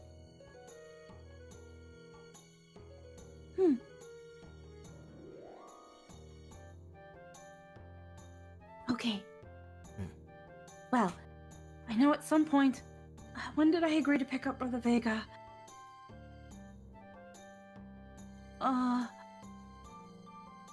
How long has it been already? Oh dear. It's been around a week. Yeah. I'm just trying to remember, like, when were we gonna go pick up Vega? We It was had like, to I go think pick him up on the your back. way back. Yeah. Oh yes, the way back. He had something he had to go and do, and then he would be back in Castletown for you guys to make your way to Spectacle Rock. That's right. He also said he had something he needed to do.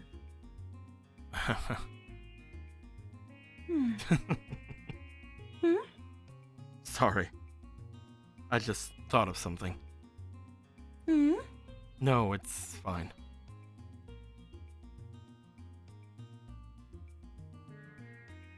That reminds me. You were doing something with the bishop. Oh, yes, I was sending Lobo about. Oh. And doing what? He had need of some sort of demonic power, apparently. Something that was found deep within the dungeon beneath Hyrule. I was able to give him as much magic as I could through Lobo. It was not something that I... How do I put it? Lobo is connected to me as if my familiar. So I was able to give a decent amount of my magic through to him whenever he had request of it. It was not something that I repeated a lot. After seeing the dangers that was here, I kept most of my magic to myself. But I believe Lobo should still be with him, most likely using his own magics.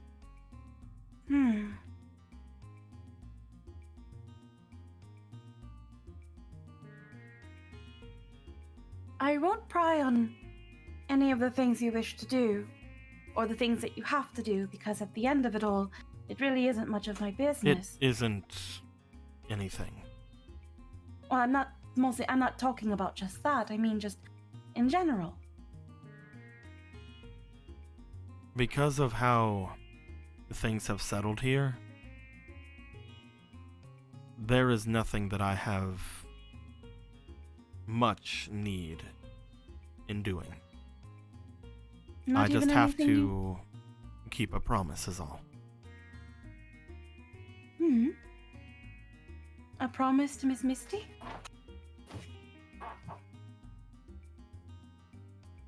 Why are you still on that? Because I'm being a little nosy and I don't get the chance to do that very often.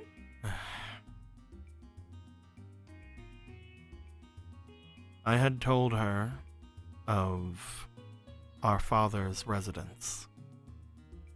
Huh? I had spoken to her about how it was rather nice around to look at, and there was an entire expanse of hot springs nearby. Whenever we were about, I had spoken a lot of it, and she had said she wanted to go one day. Whenever we had went off to speak alone earlier, I had said that as long as things were fine, that since everything seems to be connected, I would make my way there with her, since she wanted to go either way. I mean, if you go through the house, it's actually quite instant. Exactly. Before, it would have been a problem. That's why I said if you make sure that Spectacle Rock is connected with this place, then I should be able to get there quite easily. We will most likely just be over at Father's place. Are her sisters coming as well? I don't think I could stop them. I mean, they both seem like the very opportunistic type. It's not every day they get to go into a big, lavish manor with hot springs in the back. The only thing that I wish to do is stick around here in case there's any problems from the Goron or from the Zora. And if they like to make their way to our father's place, I would take them there whenever they have need of it. I do not care if they take over this place or not. I just want to make sure that Marco's family is taken care of. And that is very noble of you, brother. They gave me food and chateau. And they probably will continue to do so as long as you stay. Which is an excellent incentive. And nothing else?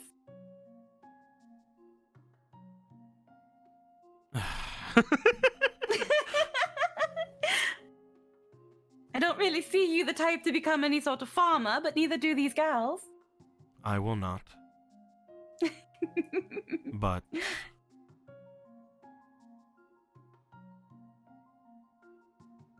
for a Hylian, Misty is very interesting. And quite soft. Soft. He takes a drink of his chateau. That is quite the adjective. I don't know what else to say. Well, I've stayed away from most people most of my life. What do I you want mean, from me? you still talked to Mother when she was alive. And that's what she would say about... And Father found her quite interesting. I don't know what Father would talk about her about. I mean, there had to be something interesting around Mother. She was merely a simple sheep herder. I never asked him about it. I'd always assumed that he was just using whatever fancy he was about. And then there was Brother Vega.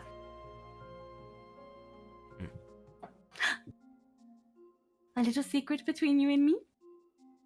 One that I've just let slip. About Brother Vega. He also thought Mother was quite interesting, too. He looks at you.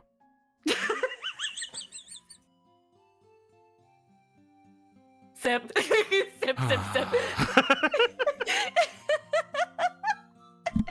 It seems like the apples really do not fall that far from the tree. What is it about farm girls? I don't know. I could not tell you. I can't really consider myself one. You grew up on a farm, didn't you? I mean, was our home back there in the north a farm? What else do you think livestock stay on all the time? I guess. There always were the sheep. I guess There's you just could kind of- consider. I guess if you don't consider yourself a farm girl, you could consider yourself livestock. That's almost insulting, especially coming from you. I'm not the only sheep here. Bah. Bah. Takes another drink. It's just like she takes like the drink and then she just kind of like leans on. Just As you guys have drank quite a bit of the chateau, it has got to a point where Hadar is now making sheep noises.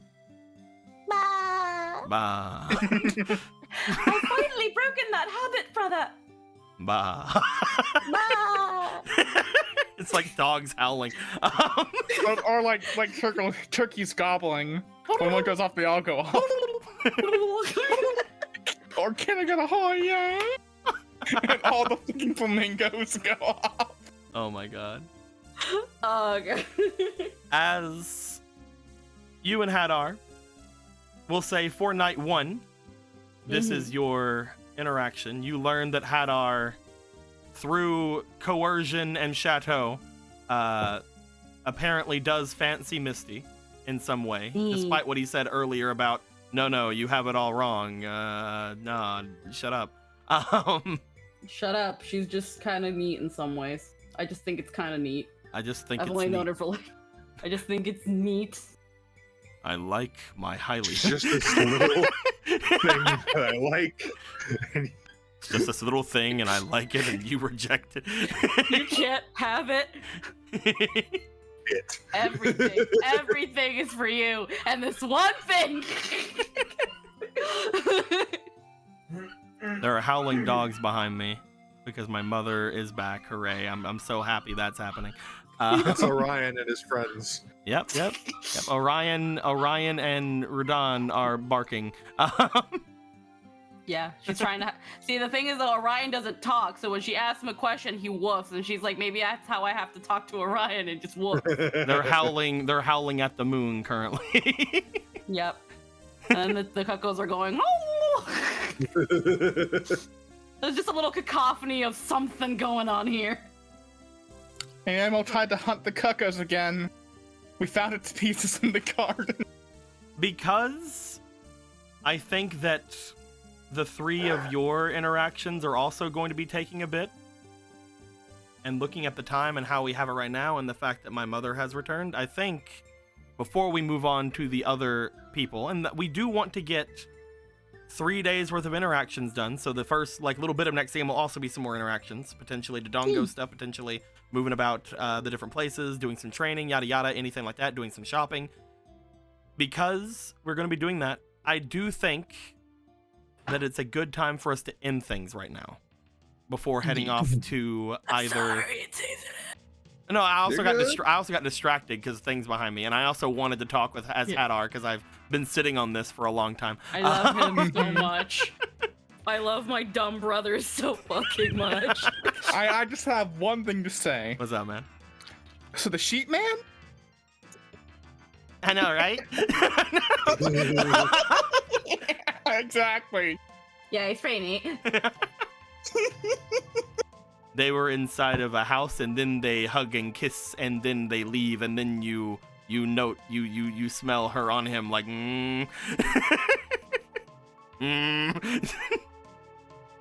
Brother Hadar. Was that? You're like a cat sometimes. Every time someone else's smell is on you, you try to get it off you. What's the exception And here? you're like a dog. You keep smelling everything. Just going around smelling everybody. My That would be a favorite shit thing dog. today, by the way, is still grabbing onto your nose and then Rudon going over and going, "Release the maiden," and pointing a Maiden. fucking maid-slaying sword at him. Pretty great. Because you I'm just know like- there's a part of him going, "I hate that this is making my skin crawl." I hate I that. hate that I'm actually in danger right now. I hate that. I hate that my instincts are flaring up. A part of me fears this child. As you should. This is bullshit. But yes, both the diamond spear and the sword that you guys found in the domain, both of them are technically Vorpal blades. Oh yeah. They can just cut off limbs. I mean, I guess at that point we have to ask Gorthos: is Gorthos gonna make 2 weapons for the River Zora now? Because he knows. I mean, this But there wasn't are this 2 one wasn't diamond made by spears? Gorthos. Who cares? You're right. Who the fuck made this one? Someone very I talented also- and very, very has a very funny sense of humor. I also really liked being the Sage of Life. Aghanim is exactly what I expect Aghanim to be like. Do you remember? Do you know the name Aghanim? Agamemnon from like Yu-Gi-Oh. No, Aghanim from Damn it.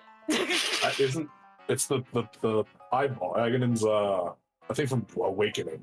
Aghanim's also the name of the wizard in Link to the Past. Oh yeah, that one too.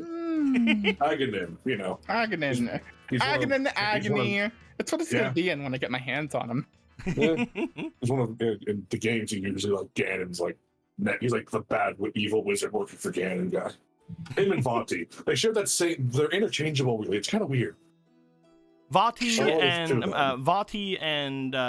Girahim are less used. Girahim's only been used once. Vati's been used twice. I think Yurahim and Vonti need. I think Aghanim also needs. They all need more time. Yeah, Especially Girahim. Aghanim's been only Give me more of used. that. Aghanim's been only really used twice. However, there are people thinking he's technically been used 3 times, but that's Mhm. another story. Is that God, Girahim. is that like another game spoiler story? Or? People assume a lot of other bosses that have appeared throughout the ages of Zelda could have been Aghanim. Aghanim is a shapeshifter. So Exactly. One of the big ones that they had for a long Literally anyone time. could be him. Well, one of the big ones people thought for a long time. I don't really agree with this, but one thing that people had thought for a long time was that Aghanim was actually the Shadow Link at the end of Zelda 2. Even though Aghanim at that point wasn't made, so I don't think that Yeah. that's true. But people No, like it making their fan theories. I mean, but the would is Aghanim in Ocarina too? Then that's fucking. Who knows, man? He's not that kind of shape changer. He like turns into other demons and monsters. Exactly. That's what I'm mostly. He also at. looks a lot like Dark Matter from Kirby. That's why, again, that's more like why people think it might have been him, because it's somebody who took the shape of Link, kind of thing. Mhm. But again, that is a stretch in a lot of the ways. Yeah. But yeah, we got to finally talk about a little bit about Hadar today. We got to finally definitely 1,000,000,000% destroy the Sage of Life. Bitch ain't dead for a fucking second, and I know this to be true. And you guys know got why? to learn Because there's no the boss weakness. cards. You guys get to learn the weakness of the mud things and create a new weakness. Honestly, as soon as you were talking about the drying thing, I'm like, I Huh. didn't think that would work, but Yo, fucking you- sure. You can dry mud. It just becomes dirt again. Yeah, Gorthos, get the you lantern. need to use the lantern, man. You guys gotta Gorthos, you get. need the lantern. You know what's really funny? Like, despite the wizard being like a wizard, like technically I have all of my knight skills all the time, so that wizard actually could demolish one of those fuckers in melee. Yeah, dude. I'm glad we finally got to use Flurry Rush again. This is such a good skill. This is probably the best skill in the knight class. The second time I've used it, the first time was against the fucking mob. And we got to use stand down. Yeah. And we got to use that. Oh, that was great. I know that was technically last game, but we didn't have a post-game talk last time, so. All those knight skill cards, stand down has worked for the first time. I disarmed Gomez. I haven't disarmed anyone else. And I flurried rush against a moblin and the Sage of Life. You guys finally also know why I have very much not wanted to give you a ton of Doritos because of this devoted smite. What do you mean? What do you It's mean? so good. Oh, fuck. What do you mean? Just give me like a couple D20s worth of D4s. Also, so at some good, point, we Imagine- need to recharge Steve. these medallions. Dude, can you imagine dumping 19 thunder and a trillion fucking holy, and then a trillion force? I actually And counted just it out when it comes to delete these creatures. Half damage on average with the Ether Medallion would not have killed one of them if you used most of the things, because of them being resistant to magic and being resistant again to lightning. So the Ether Medallion could not have taken them down even at like a full charge of like a 10 or anything from them. That's just why the Quake Medallion's better. Quake Medallion's good for these guys because it is magical force. They're able to not they don't like regular force. Regular force is like we don't give a fuck. Magical force is like fuck, we're gonna die. I mean even then it's just normally effective, but it's still one of the only magics that is normally effective on them. Yeah. We need to charge up these medallions. Well, you also need more medallions. Also, we all need a medallion. Also, now that you guys are around and have a good rapport with one of the more powerful wizard boys right here, you can see if he might be able to help you with any of your magic items. Ooh. See if he might be able to, for example, power up that ring of yours, Polo, or maybe mess about with either of the medallions or anything like that. Hey, can you increase the power that's gonna come out of this glass dagger that's been holding this Hellfire spell? Sure, I'll put my own Hellfire spell in. Hell yeah! Blah! This is going directly into the Sage of Life's skull. The Sage of Life's life. Right into his life. Hellfire 2, exactly. We didn't mention it because I actually didn't hear the notifications until like recently. I didn't hear them recently. I just looked up and saw. But there were a couple of gifted subs. DC 26 gave Little Bitty Dragon something, Orithar and the True Zane 502 some gifted subs. So thank you very much. Fake Person also gave $9. I did notice this one, and I already gave the thing over. Gave $9, says extra stamina to Gorthos. That was during the Gorthos fight, but I knew there was just a little bit of damage left that needed to happen. So I'm like, is this gonna put you over? So I knew that you might have wasted them if I would have given them to you then. So you do have these 3 extra stamina here from Fake Person. And thank you, Local Human Toilet, for the follow. I had to read that one out loud. That's an amazing name. Wow! Awesome. Yes. With all that being said, though, my guys, thank you guys very much for hanging out with us today. Thank you guys for showing up for game as well, my player boys, my player bros. And hopefully next time we won't have any sort of issues with the net or anything to cut us off. And until next time, like always, later days. Goodbye.